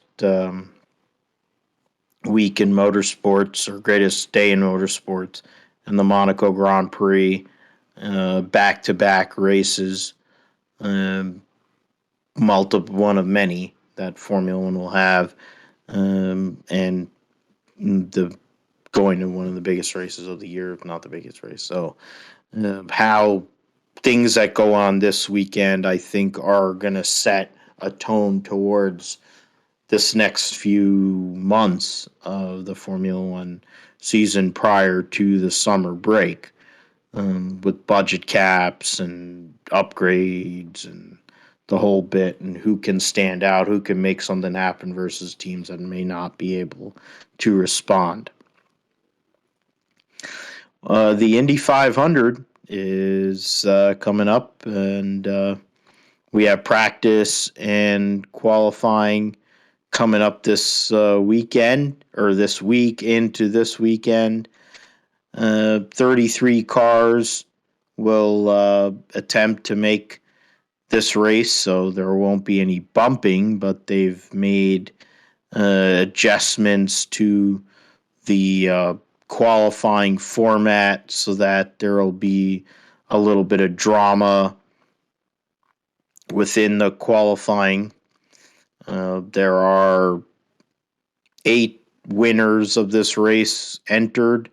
They say 8, but he says Ryan Hunter-Reay is entered. That's a mistake. He isn't entered in this race. So, there is 8, but they put Ryan Hunter-Reay in there randomly. But it's actually, he put 9 in there, but they said there's 8 because Ryan Hunter-Reay isn't in this race. 7 rookies, first highest amount since 2014, including Jimmy Johnson and Romain Grosjean, amongst others. 13 drivers from the United States, 20 international drivers from 14 different countries, including the defending race winner Helio Castro-Neves, going and trying to win a 5th Indy 500 to join Jeff Gordon as the winningest driver, I think, at Indianapolis. I think I'm not sure if Michael Schumacher won how many US GPs he won. I have to go and confirm that. But in regards to winners, I mean, Tony Kanaan will be driving the American Legion car number 1. So going into Memorial Day, that's pretty cool for one of the most popular drivers. Joseph Newgarden, Scott McLaughlin, Dalton Kellett, Pato Award, Helio Castro-Neves, Juan Pablo Montoya, Felix Rosenqvist, Marcus Ericsson, Scott Dixon, Alex Palou, defending series champion, finished second last year. Scott Dixon, former winner, only has won once in this race, which is crazy. J.R. Hildebrand has a cool paint scheme with Homes for Our Troops and ABC Supply on his number 11 AJ Foyt car. Will Power, the points leader, entering this race, former winner of the Indianapolis 500, hasn't qualified on pole for this race. Considering how many poles Will Power has had in his career, he hasn't won the pole for the Indy 500. Kyle Kirkwood, Green Rehal, David Malukas, Connor Daly, Rinus VK, Santino Ferrucci, running for Dryan Reinbold, along with Sage Karam. So two Northeast guys, Ferrucci from Connecticut, Sage Karam from Nazareth, Pennsylvania. Stephen Wilson in the hodgepodge connection between Dragon Speed, Cusick Motorsports. They were able to get a car together to fill the field. Colton Herta, Alexander Rossi, former winner of this race. Grosjean, DeFrancesco, Christian Lundgaard, Ed Carpenter, former multiple-time pole sitter for this race, running the number 33. Jack Harvey, Jim Johnson, two-time Indianapolis 500 winner Takuma Sato. Of course, Jimmy Johnson's won, 3-4 times in the Brickyard 400. Simon Pagenaud, former winner of the Indianapolis 500, making his debut for Meyer Shank in this race. And his teammate, of course, won for them last year. Callum Ilott and former pole sitter Marco Andretti, former pole sitter and runner-up in this race, Marco Andretti. So those are the 33 cars that will start the Indianapolis 500. We don't know who's going to start where, but I'll throw to you, Josh, first. I know the qualifying format's a little different this year in regards to how they go and set the field and what how they're going to go and whatever. I guess qualifying will be the top 12. You got race details, and you're going to bring that up. They're going to have top 12 and Firestone Fast 6, so they'll have elimination format kind of deal. They'll have the top 12 will get to run one run.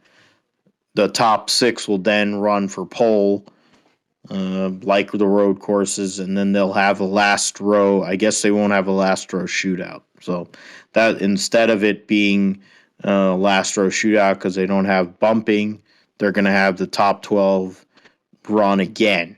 So I guess in that sense, it takes a little bit of drama in the back end of the field away, but it'll be a little bit more drama towards trying to make that top 12 and possibly have a chance to maybe win the pole for the Indianapolis 500, which comes with that $100,000 bonus and the bonus points and the whole bit that comes with that. So, 12 cars, it was the Fast 9 for many years.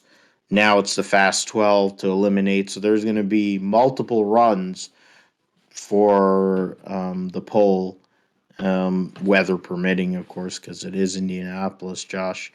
Who are you? We don't even. Unfortunately, we do this now that we do the show earlier in the week. We don't even have any practice, so we're just pulling this out of thin air. So this might actually be a good time, honestly, to bring out the algorithm, because I guess here's the thing. I'm gonna go and give you time to go and mess with it. So, can you figure out a way with your algorithm to come up with a front row? Might have to make some adjustments to that. There's multiple layers. So possible front row, pole is one thing, front row is another, and then getting really extreme, who's going to be the back row? Because there's always drama. Who's going to be the back row? There really isn't this year. I know that likely Stephen Wilson is going to be on the back row because that team is literally, they're putting this car together as we speak, probably. on Monday evening, trying to put this car together to practice tomorrow. Um, Likely he'll just make 4 laps and put it in the show, and they'll just be trying to practice and get themselves in position to make a run to have a decent finish a couple weeks from now, a couple Sundays from now in the Indianapolis 500. So that I figure they'll be on the last row. But in regards to other people, who do I think will be on the last row? I'm trying to see here. I think that I would say, I mean, Karam has generally ended up in this spot regularly, whatever timing, however it works. So I'll say that Sage Karam ends up on the last row, and Devlin DeFrancesco ends up on the last row, largely because Devlin DeFrancesco sucks. I would probably put up David Malukas, who hasn't really done a whole lot this year, as another person, but Dale Coyne has shown a lot of speed over the years. They had good speed last year at Indy, and now they have two-time Indianapolis 500 winner Takuma Sato, so that might cancel it out. I personally, then that's why I think he would be canceled out. He'd probably be a little bit ahead of that final row, be in row 10, whatever David Malukas, row 9. Who knows? Maybe he pulls it out of his ass and has a good run. But I think that those are the 3 guys. We'll see Stephen Wilson start tailback with Sage Karam and Devlin DeFrancesco on the final row. And in regards to the poll, I'm going to go with I don't like them. I'm doing this because of Frank and Missy uh, and their baby. Their guy, Winge Power, finally wins the pole in the Indianapolis 500. He's got to have the He is in a willpower to win Penske the pole. car. Yeah, good job there with the pun. Um, Fact of the matter is, he is the points leader, adds to his points lead, puts 2 runs together, 8 laps on Sunday, which I'll be bowling, so I won't even be able to see this. It'll be. I hope IndyCar does their job and posts the whole entire qualifying session, or I guess I still have Peacock, so I guess I could go and replay it or whatever. But um, Willpower puts it on pole. I think Colton Herta puts it on the front row, and Ganassi car. I'll say Scott Dixon puts it on the middle of the front row, and Colton Herta puts on the outside of row 1 in his bid to be the youngest winner, I think, in the Indianapolis 500 history. So did a little bit of stalling there, Josh, to see if you could go and figure out some things on your end. So I'm going to go and throw to you. Yeah, I mean, so first of all, I mean, I'll just give my quick thoughts on the Fast 12. I think you're probably going to see Ed Carpenter racing in the Fast 12. At least I 2 out messed of up 3 with that. I cars. should have could have picked somebody for the front row there. Yeah, I mean, their cars are always fast and reliable in qualifying. They always seem to bring their best to Indianapolis. Of course, Ed Carpenter, he's stepson of Tony George and everything, but um, he's always wanting to bring the Indianapolis pride to the race, and definitely a fan favorite for sure. So the whole team is got. And who knows? Maybe if they win the poll, Bitcoin rises again since they're sponsoring Arenas VK. Maybe I don't know. I don't know if that's enough to affect cryptocurrency, but could And help. Connor too. Yeah, that's who. Yeah. So Ed Carpenter definitely in racing, definitely in the Fast 12. Probably a couple of the Penske cars at least, 2 out of 3. Then I would say probably 3 out of the 5 Chip Ganassi racing cars. And then so one of them Tony Khan, maybe a Jimmy Johnson, and then probably Scott Dixon or Alex Palou in the Fast 12, and then I think probably a couple of the Andretti cars look for Rossi, and then Marco Andretti, of course, uh, who be racing the one-off in the Indianapolis 500 this year. So one of those cars, possibly Colton Herta there. But so the way the algorithm is going to work, I copy and pasted the whole entry list into Excel, and I'm just going to run it through one by one, process of elimination, and the first car that it picks, we'll do the pole first, and then the front row, and then the last row. So first up on the pole is Graham Rahal, winning the pole for the 2022 106th running of the Indianapolis 500 right there. So we got your boy right there. And then we'll run it again. Oh, yeah, run it again. And hold on, I might have to like delete these and then let's see, how does that work? Hold on. This is not happening the way I want it. Oh, okay, now. Then Scott Dixon. There we go. Scott Okay. Dixon. All right. Second. Okay. So that's legitimate, I think. Graham Harrell surprised, but Yeah. The Ray Halls have not exactly qualified great at Indianapolis over their time, but of course, Bob Ray Hall, winner at Indianapolis when I was 1.5 years old or thereabouts, and famously DNQ'd because of Eddie Cheever in 1993 after winning the IndyCar title, um, amongst other fails for Bob Rahal. And then, of course, Graham Rahal has had his moments qualifying, has had moments trying to wreck. Run well, finished third in this race, has been in position in recent years to win the race, and wrecked late. So there is that. Can Graham Rahal win for the first time in what, 5 years? He hasn't won a race in 5 years. he almost So won last year, so could have. he almost won last year, yeah, and then he got wrecked. So this is the one he wants. This is the one that he basically probably could go and say F. This is the FU one. If he can go and win this race, joining his father, like the Unzers, something that even Michael Andretti didn't even do.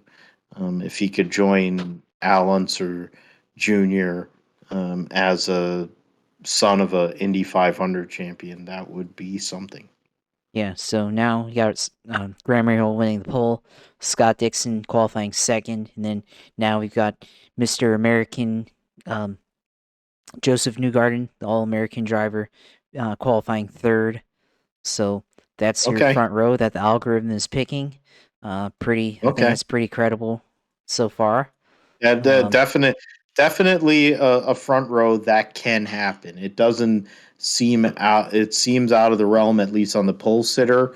But you would think that Ray Hall, Letterman, Lanigan, David Letterman, of course, an Indiana boy. He's won the Indy 500 multiple times. They've won the Indy 500 with Buddy Rice, who won the pole back in 2004 when he won the race, albeit rain shortened. And of course, Takuma Sato won the race, his second Indy 500 in 3 years. Um, Qualifying back in the day was more in their favor, hasn't been in recent years. So it isn't out of the realm. Of course, Dixon, multiple pole sitter of this race. Joseph Newgarden, the only thing that's basically missing from his resume to basically guarantee lifetime uh, lifetime contract at Penske Racing is this race. The poles, whatever. I mean, Rick Mears won 6 of them.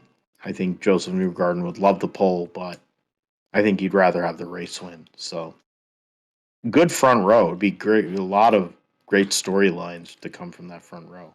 Yeah. But So now the last row here, algorithm first position is picking the number 98, Marco Andretti, which would be really shocking, I he think. has he has started in the back before. He started 33rd before in this race, so it's not out of. I mean, for a guy who's won the pole a couple of years ago, he's only in a one-off.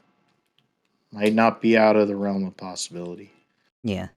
And so then after that, the last row, middle of the last row is Ed Carpenter, which would be really shocking, but not out of the realm of possibilities, especially, it's his Might first, crash. yeah, could crash or something like that, and he's guaranteed a spot, so could definitely happen there.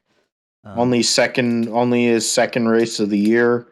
Did run at Texas, but I think for storylines and drama, it'd be pretty cool to see Ed EC, uh, who's talking about possibly adding a third full time car, an IndyCar, coming from the back.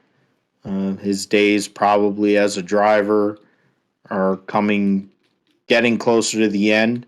So hey, why not come from the tailback? Yeah, so that's definitely possible. And then the last spot goes to Simon Pagino, which that'd be really bad.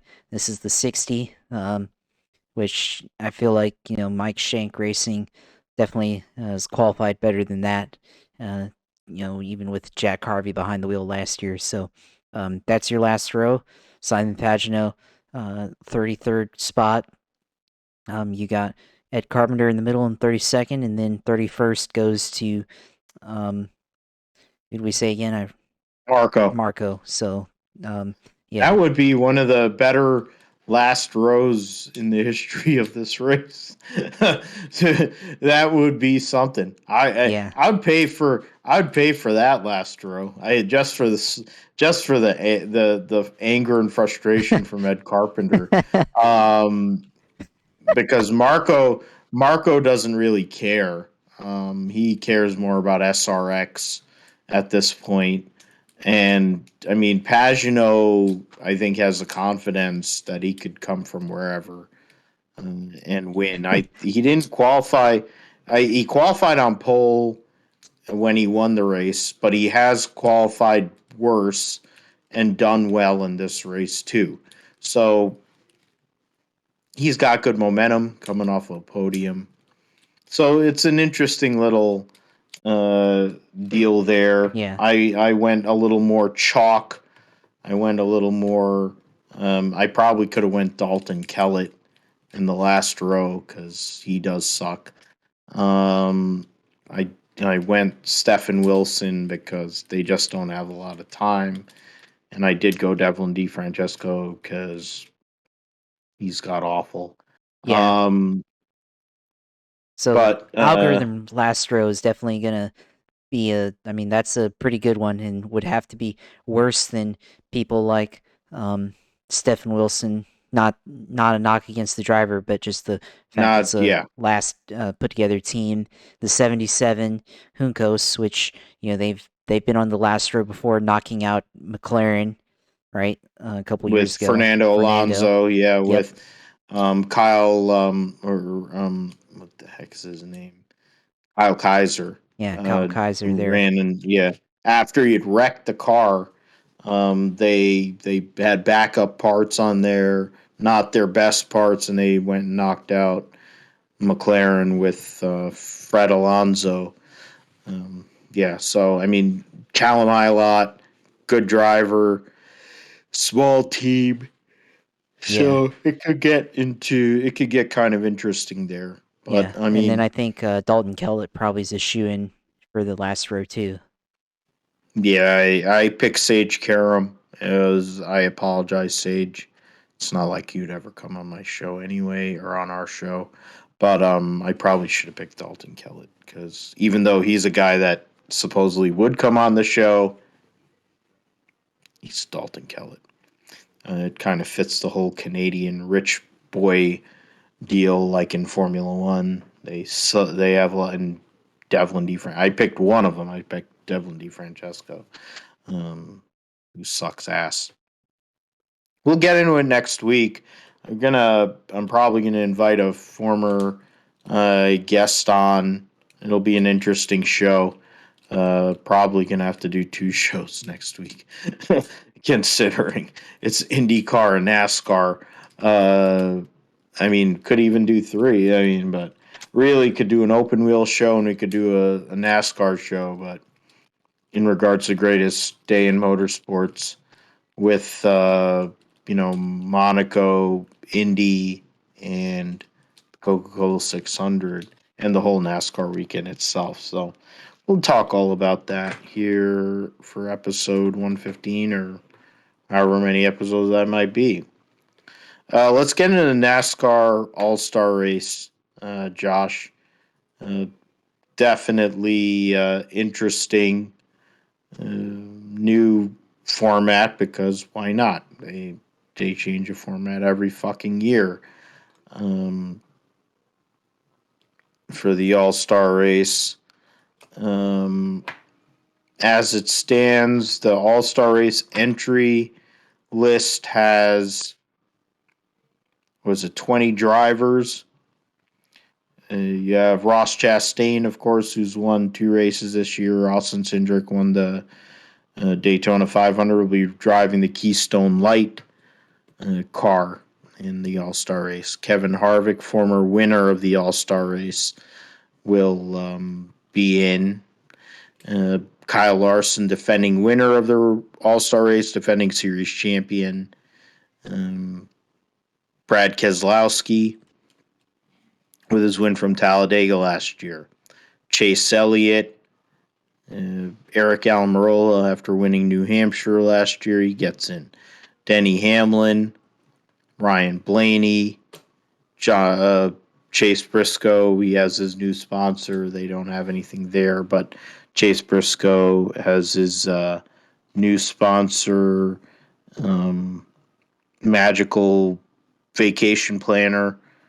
MVP will be on the car this weekend for him. AJ Allmendinger, after his win at the Indianapolis Road Course, will be in the Andy's Frozen Custard number 16. Kyle Busch, Martin Truex, Christopher Bell from last year's Daytona Road Course win gets in. Joey Logano, Bubba Wallace from Talladega last October. William Byron, Michael McDowell from the 21 Daytona 500. Which I mean, at the end of the day, it should be from, I guess, if you won the year before, you're in the whatever. And Michael McDowell's in this race. I don't know why. Kurt Busch, of course, from last week, and he had won last year at Atlanta. So you'd have been in either way. And Alex Bowman makes 20 drivers. So when you consider there's 36 chartered cars, 20 cars already in this race. So you're not really, the Open doesn't have a whole hell of a lot of drama, to be fair. Get into the open list. You have Austin Dillon, former winner at Texas. Corey LaJoie, Tyler Reddick, Garrett Smithley, Chris Buescher, Harrison Burton, Justin Haley, Todd Gilliland, Cole Custer, Ty Dillon, Eric Jones, O. Richard, Cody Ware, Landon Castle driving the 77, BJ McLeod, and Daniel Suarez. So of that 16-car field, 4 drivers are going to make the All-Star race. 3 based on the stages, because they're going to have, they're showing them main race. I think there's going to be 3 stages and then the fan vote winner. So let's go with that, Josh. Right now, just out of curiosity, just to go and talk about it, the top 4 vote getters at the moment are in no particular order: Eric Jones, Corey LaJoie, Tyler Reddick, and Daniel Suarez. I would venture to say that a couple of those guys are probably going to make it in on merit. Whether it's like Eric Jones, whether it's Daniel Suarez or Tyler Reddick. I think Tyler Reddick is probably going to win the pole and win the first stage and get himself into the All-Star race because he's been one of the best drivers this season that just doesn't have anything to show for it. Suarez is up there too. If they don't tell him that he's won the fan vote, to be fair, he could just go up there, win a stage, get in, and that allows somebody like a Corey LaJoie to get into the All-Star race or an Eric Jones to get into the All-Star race if their car isn't as good. But when you look at this field outside of Corey LaJoie, you wouldn't really be offended by any of those drivers making the field. You kind of get outside of that. There's only what 4, 3, 4, 5. Oh, there's 7 Fords in the field out of 16, but 2 of them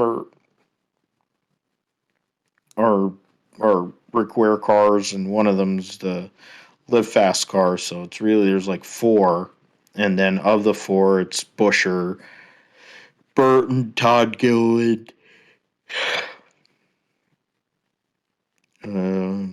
Harrison Burton, Todd Gilliland, and Custer,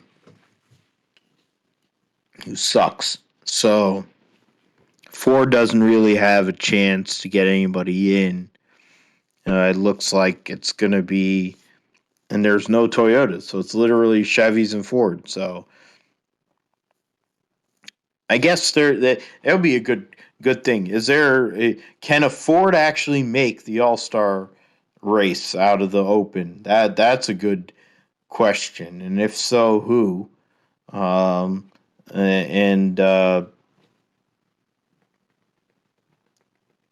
To me, I think of that list. It's a pretty motley list. I'll go out on a limb. He's won a race there in the Xfinity Series. He's been god awful all year. Pull it out of his ass. Harrison Burton. I knew you were going to say that. Yeah. We're friends. That's how we know it. I'm like, it's Fords, and none of them are great. And I'm like, I can't pick a Rick Ware car or BJ McLeod. It would be interesting if I did one of those, but I'd have to be. I haven't drank that much, and I also haven't drank enough strong stuff to come up with a way to make any of those 3 cars make it. But yeah, Harrison Burton goes and backdoors his way into the All-Star race. Kind of taking the vibes from his dad. Getting there. But otherwise, I think it's going to be a Chevy benefit. Tyler Reddick makes it in. Daniel Suarez makes it in. Eric Jones makes it in. And then Corey LaJoie gets the fan vote. Honestly, by showing that top 4, you basically said, all right, 3 of those guys have done what they had to do driving. To be fair, Reddick should have been in this race. My guy went and sent him to the moon, and he almost won anyway. Reddick should be in this race. Suarez has done well, and his teammates won twice this year. he's on the cusp. Those are the top two guys that are on the cusp of winning their first race. And then Eric Jones with that 43 car, that team has been good enough to have the pace. And in a race that's generally not that strong, that car should be able to advance into the field. And Corey LaJoie will win the fan vote. Do you see anything different, or what are you looking at, Josh? I mean, I my one wild card I said was Harrison, maybe Todd Gilliland, perhaps, because he's liable to go and hit somebody. Um, who knows? What is it? Ty Dillon? He hit everything but the lottery when during the Busch Clash.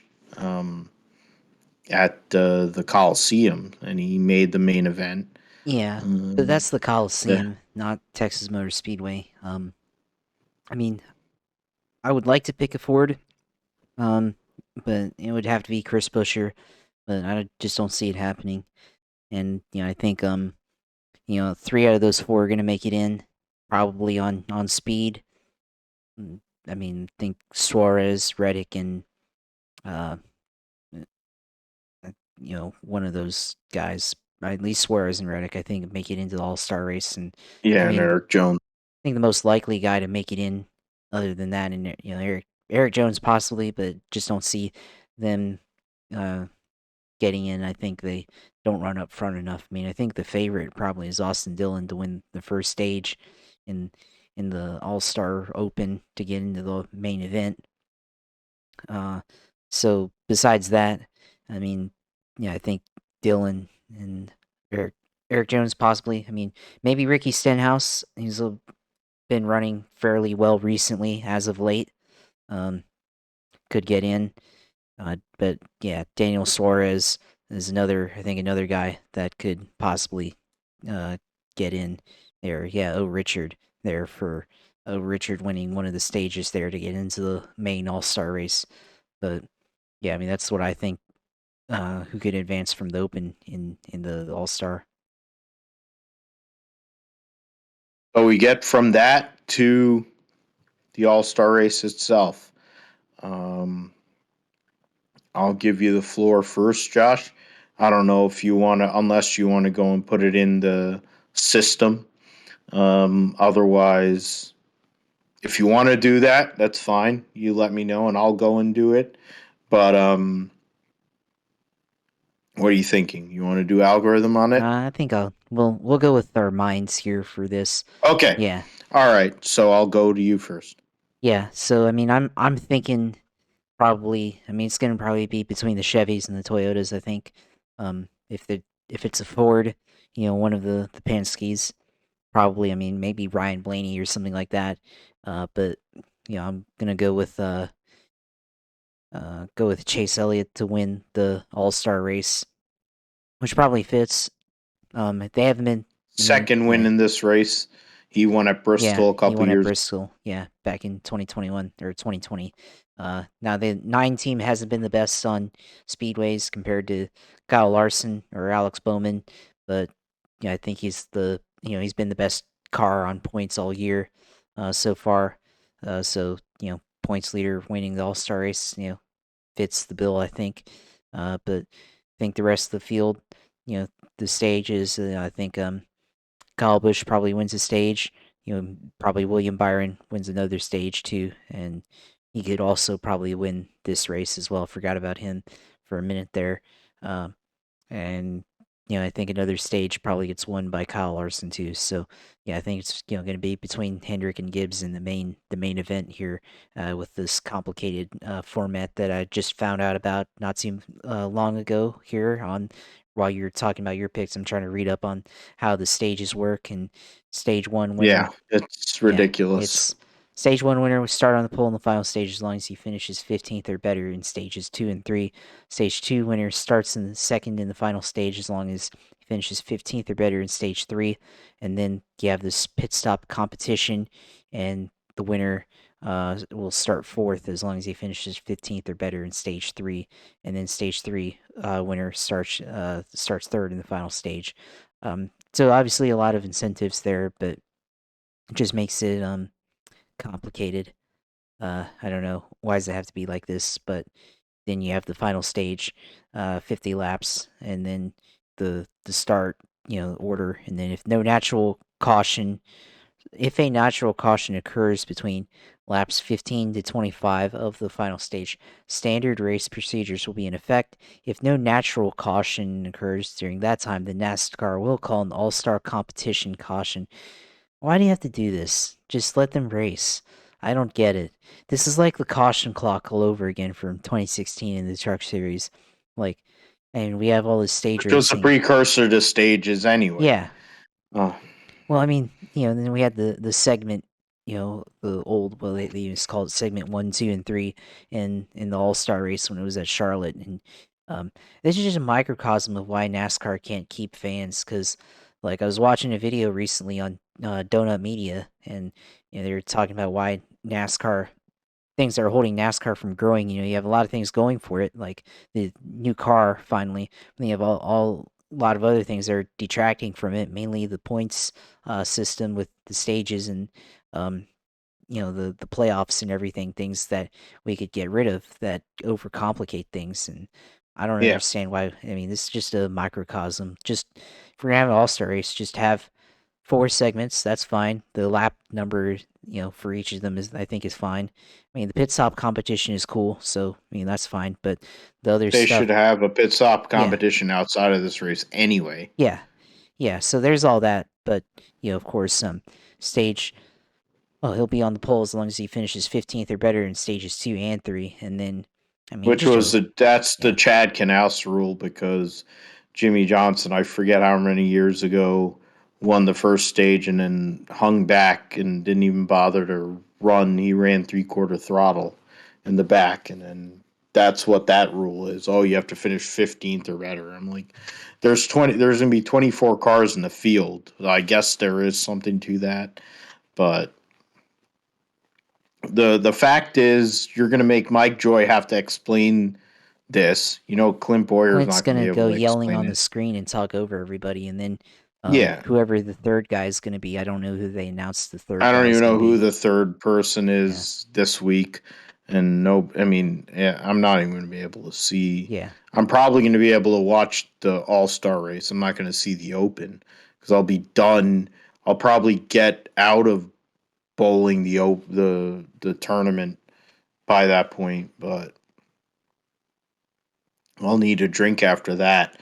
But the point is, I need a drink to explain this format. I mean, even the qualifying, they're going to have single car qualifying, and then the fastest 8 will do a 3 round head to head elimination bracket for pit stops, and that'll determine and then they'll get out of the pit stall and then they'll go around, and whoever gets back first advances to where they'll qualify. That so the top 8 will be determined based on pit stops and whatever. So yeah, and then the that prize. also plays a little bit of award, which if you can go and get the pole and get out in front, you could go and win stage 1, which would in turn win you the pole for the final 50 lap stage. They should do, honestly, we could go 50, 20, 20, 10, which is what I think they had for many years. They used to have 20, 20, 10 for back in the day of the old Winston, which is fine. I don't think we need to have that much racing. In the end, you go and say 20, 20, 10 with no caution laps counting. They'll keep on running. It's the same way as I'm doing stage breaks. If they want to wreck each other, go ahead. Make it a real TV thing. Go and condense into a nice 2 hour block from and get it done by like 10 o'clock. That's the way they should do it. But got all these stages and all this bullshit. And Yeah, just I mean, there's overcomplicating things. already, yeah, and there's so many cars in the field already relative to how many people are actually in the show, or like in general. You already have 20 cars in the show, and there's only 36 cars showing up to this field because there's nobody else that wants to show up because there's no money. So, I mean, what are we doing here? It's the same way as doing the race uh, at the Coliseum. You're just destroying equipment. Um, in this case, you're destroying equipment at a higher speed relative to a summer where uh, you're not going to have an off week here for a while. I'm trying to see out of the just go and bring it up before we get into um, gotten the All Star race. Yeah, the next. Yeah, I mean they'll have an off week after for Father's Day weekend, which always used to be Michigan. They always ran Michigan on Father's Day weekend, but this year they'll have an off week there, and then that's the last off week of the year. It sucks for the people who work on the cars. They're running. They're going to start the race at Nashville at 5 o'clock in the evening. I guess they're going to put the lights on. All right. Um. Yeah. So you made your picks. I'm going to go and make my picks for the All Star race. I mean, I picked a bunch of Chevys there. Going through this field, I'm gonna say I'm gonna go with the momentum. I'm gonna say Kurt Busch gets the second win in the All Star race here um, at Texas. Wins back to back races. He's got good momentum. He's feeling good. He's won at Kentucky in recent years. He's won at Atlanta in recent years. He just won last week. He's figured out stuff on these cookie cutters. Um, I'll say Kurt Busch. My wild card pick. I mean, is it really a wild card pick when you're talking about the All Star race? I don't know. My wild card pick is Kevin Harvick because he hasn't won in a long time. Maybe him and Rodney Childers figure something out. They go and throw a dice roll at it for this race, and they put something together, and maybe they hit on something, and Kevin Harvick goes and gets another win in this race. I think he's won this race twice already. So those would be my choices. Um, if it was a Chevy, I mean, Josh mentioned it, the Hendrick cars, all the Hendrick cars are in this race. If it was going to be a Chevy, personally, I'm not going to go Hendrick. I'd go Ross Chastain because it is the kind of race that would fit him and his aggressiveness. So I'll go Ross Chastain if it was going to be a Chevy. Going into this race, I don't know what I did there. I just went and got rid of this right here. And we will move into Josh. Let's talk about the Indy 500, your iRacing Indy 500, and how it went for you. It went in top five finish. So let's hear how it all went. Yeah. So we started seventh in the iRacing Indy 500 on Friday night and finished in seventh. So it was or in fifth. So it was in the top 10 for the most part throughout the night, and uh made my way up into the um top four early on. We had a couple of crashes to start the event. Uh, Here, I'm gonna actually just pull up the thing and show you some parts from this, the start here. But it's a pretty which wild will start. actually be on our video feed on our Yeah. YouTube channel for Grip Strip Podcast Yep. YouTube channel, which Josh, of course, has handled and done a great job with. So we'll get to see these clips on there. So if you want to go and see our show on the YouTube page, you can go and see some of these clips here. Yeah. Let me just pull that up so you can see that. Yeah. There we go. That's why you go live. All right. So that's the thing there. You can see iRacing Indy 500. So we started off uh here starting the race in seventh, and we could going in and taking off. Let me skip. So green flag, and immediately into turn one, we get into a crash, or not us getting into a crash, but we have a crash here, and I know these two guys, I guess, collided in the same lane, and we missed that one. Let's go. Yep. Already wreck on the first lap. We missed it.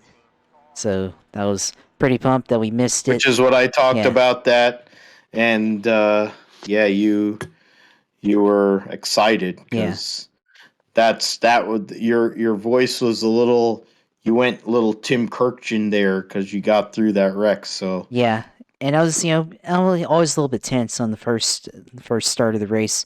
The lap, when you take off like that, especially for me, I feel more comfortable starting on the outside because you can just hang tight on the outside. Whereas the inside, when you're in traffic, you have to let off a little bit, because of the dirty air and stuff, and it's easier to hold your position on the outside in traffic. I feel like, so that was definitely a little scary there, and especially with how things go, sometimes they get taken out. A lot of I was looking on YouTube, and a lot of big name streamers ended up getting crashed out of this event. And we managed to finish fifth, and there was there was about, I want to say there's about 27 other. So iRacing holds this race, and there's 33 cars, of course, in each event, and this is the third highest running out of 27 total sessions of the Indy 500 on Friday night. So I was able to qualify real good. high Yeah, quality. yeah. So I mean, goal is ultimately be in the top split, of course, but I'll take being in the third highest split out of all 27 groups that were running the Indy 500 race. So on Friday night, so that's pretty nice. Still in the top Yeah, 100, honestly. If you're in the yeah, third split, you're in yeah, the top 100. yeah. So I think in qualifying, because qualifying, you do your 4 lap average. I think qualifying, I was actually, I think, 150th fastest overall. I think, I don't remember, but I'd have to look at that one. But definitely is, you take each group from each car and put them into the fastest split based on time. So end up being the third highest one after all of that. So that was good. Let me see if I can pull up another part, because we got to fourth place by about lap 55. But then I think the green flag pit stop after that, I kind of overshot my pit in the middle of it and lost some time, and ended up falling back to around like ninth, I think, after all those pit stops. So um, definitely could have done a little bit better job on that. That's definitely a tough part of getting in, getting in the pit stop and getting out on time and maintaining track position. But was able to eventually get back up to fifth by the end of the race. I think fell back to as low as 19th through the green flag pit stop uh, periods, but was able to get back up there, and then just continue to miss wrecks whenever possible, and then the cautions. As far as strategy goes, the cautions fell our way. Didn't really have to worry about running out of gas or having to stretch it. Every time we had about 4 or 5 laps left on the pit stop window, there was about 2 or 3 times that the caution came out just when we needed it. So we didn't have to worry about taking a green flag pit stop in those situations. And then let me see. I'm gonna pull up the about lap 150 here. So where is it? Yeah, You were able to run. How many laps were you able to run on fuel. a tank? Yeah, Yeah, on probably about under like green. 28 laps on Okay. gas, there. Uh, yeah. So let me see. Yeah, this was the With cautions, you're able to get to like 32, yeah 30 to 32, but under green flag conditions, without having the draft or any yeah of that stuff, you're talking about 28 laps, which is yeah what would be in the regular Indianapolis 500 that we're going to see here in a couple weeks' yeah. time. And if you're if you are in the right fuel mapping mode and you know how to save gas, you can probably extend it out to probably 32 or 33. But let me go back here. So this was about lap 160. So we got 40 laps to go. I'm in 8th place right now, and this car, two cars in front of me, this pink and black car painted like Elio Castroneves' car, um, just was racing too hard. I feel like, and wasn't letting us go. And I was pretty pissed, like, cause like I think he was slower than the group that I was in, and I was just like, screw you, like I want to wreck you now, because like it wasn't letting us go by, and he kept blocking and stuff, and I was trying to use the high line there to try to get around, but it didn't have enough momentum to get around him there, so it took a little while, and then about later on in this, let me see, uh, about a couple laps later, um, yeah. think this is the lap. So this is the other big miss that we had during this race here. Um, coming off turn two, uh, actually it might be the next lap, lap 170. Yep, yep. So yeah, these two cars. I fell back to ninth during this exchange, but yeah, this guy up here, 17, he was blocking all over the place, and I mean you can't kind of see it because the arrow screen thing there, but he pops out of line, hits the wall here, and then I miss him there. So that was Dude, definitely that's what you get for blocking. That's what you get for yeah blocking. You can't do that. It almost cost the race right there. There's something funny What a moron. about Josh about Josh driving versus Josh on the GSP. well Because yeah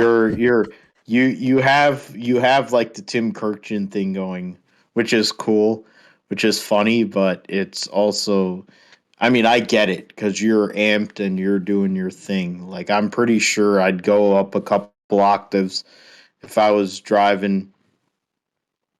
Yeah, let's go with that. Yeah, so it would be interesting, but you have that whole Tim Kirkchin when he's going and doing it. He goes way up here, but you don't go. Yeah, oh yeah, Spencer. I was trying to Burger Bash from 6 to 8. Yeah, well there goes that. Yeah, I'll pass on him. I'll try to see if I can find somebody else regarding the Indianapolis 500. Um, I mean, that's to go and finish fifth in one of the top splits of the Indianapolis 500 is really good. Um, I wish I had the means to have a rig and a setup. One day I will. I'm gonna manifest it. I mean, they say you can manifest anything. Well, I'm trying to manifest certain things. That's one of them. Um, to go and race with you, so we can go and do some like whatever enduros or whatever, like the Bathurst 12 hour, which took place last weekend. Kenny Habel and his Sun Energy won. Mercedes team won, and he was like going off, going nuts, like doing Peter Brock references and the like. Um, Sun Energy won, which sponsored Clyde when he won his first career race. Um, Sponsored the likes of Boris Said, one of my heroes, amongst other people. But yeah, We've been going pretty good here. It's been a long show. It'll be one if you watch on our YouTube page, which I'll let you talk about, Josh, here in more detail. We've been talking about a lot of things here, gotten to some rants, which is what makes the GSP the GSP. We're going to have a good episode, or we always have. I mean, here's the thing: we always have good episodes, but the fact of the matter is, next episode is a typical episode. It is a iconic one. It's the greatest day in motorsports episode. Um, part what is it? Part 3. Here on next week for the GSP episode 115. We're going to talk about Monaco Grand Prix. We're going to talk about the Indianapolis 500 and then the Coca-Cola 600. It's going to be a great day. 1,400, just under 1,400 miles of racing in one day. It's a beautiful thing. Last year, they didn't have the Monaco Grand Prix on there for whatever reason. It's back. So, the greatest day in motorsports, it's back where it belongs. It's going to be a beautiful thing. And Josh and I are going to be talking about it after I go and bowl 9 games in states. We'll see if I'm functional after that. I mean, I'll be here, but whether my body is here is a whole different story because it's a lot of work to go and bowl that many games, and I'm not a professional bowler. And but I might win a lot of money because I'll have a good handicap in that tournament. But Well, if you win, you got to be like Pete Weber. Be like, who do you think you are? I am. You know. yeah, if I mean, I don't know what winning is. I mean, if we can win teams, it'd be great because my teammates all like to drink, so it'd be great for me. But then they'd probably have to shovel me in my car. Um, like I want to go and do well in singles personally because I'm just gonna go like Packy or Kyle Troop, throw urethane and call it a day. But then who knows? Um, between singles and doubles can be tough. My boy Will has had 2 shots at it and he's a way better bowler than I'll ever be. He's had his struggles, so I'm keeping I'm keeping things low for this weekend. I have to go and work the day before, and I don't know if I'm gonna get any. I'm gonna get the pre-bowl there here a few days from now, but that's for the league that I'm bowling in at Majestic for the states. It'd be nice if I can go and get people that bowl to go and listen, but then they wouldn't want to listen to like 99% of the show. They'd only want to listen to 1% that we talk about bowling. But it is what it is. We're having fun. We're just talking. We're friends. We're just chilling, talking about motorsports, talking about what what's fun, what makes us happy here on the Gripship Podcast. I'm gonna go and log into this so I can go and do a proper tell you where you can go and find us. But Josh, where can we find you, and where can we find that stream of the iRacing Indy 500? Yeah, of course. You can always find me JP Huffine on Twitter. That's where all my handles are. JP Huffine on most platforms. And then of course, the Twitch streams, of course, Twitter or twitch.tv/usailor2, and go in there and watch the Indy 500 stream. Will be there for a while, so go and check that one out. See the racing that I did, and be able to watch all of it or some of it wherever, see the highlights, see the contrast between the calm, cool, and collected version of myself versus the one that, when you go behind the wheel, evoke other emotions that come out, I guess. It's I don't know. I feel like I probably like evoke a little bit of Dale Jr., maybe a little bit of Tony Stewart, there, and then there are other parts where maybe it's more like Jimmy Johnson or Kyle Larson or Jeff Gordon or something like that. So that's how it is there. And um, I mean, I don't really know a lot of the IndyCar, how they sound like drivers, how they sound like on the radio, because all my quotes and references are from years of listening to NASCAR drivers on the radio and stuff. But it's kind of, I guess, how you listen to people, how they talk, and then you end up talking like them behind the wheel, I guess, on the sim racing thing. But there's that, and then of course the YouTube channel, which we're it's a new deal that we're trying to expand onto. Of course, you can watch that on the YouTube channel, which is the Grip Strip Podcast. And of course, we've had all our episodes on there since about the end of February that we've had on there. So, go on there, like the video, comment, give feedback, and talk to us. And then, of course, subscribe and put on those post notifications. So when we put up the videos, which usually they're try to have them out on Wednesday mornings or by the end of the day on Wednesday, you can get the post notification saying that we've posted, and you can go and watch and see in video format, or just have the video up and listen while you're doing other tasks or whatever. So go there, subscribe, and then of course, if we'll extend it out to the other platforms, and I'll let you talk about that. But go on Apple Podcasts, give us a review. Go on Spotify and listen to us on there, so that we can continue to grow and everything. So that's what I got. Of course, again, subscribe to the podcast on YouTube. So yeah. Yeah, definitely go on our YouTube page. You can go and look at our mugs talking about all of this if you want to do that. It definitely is good listening.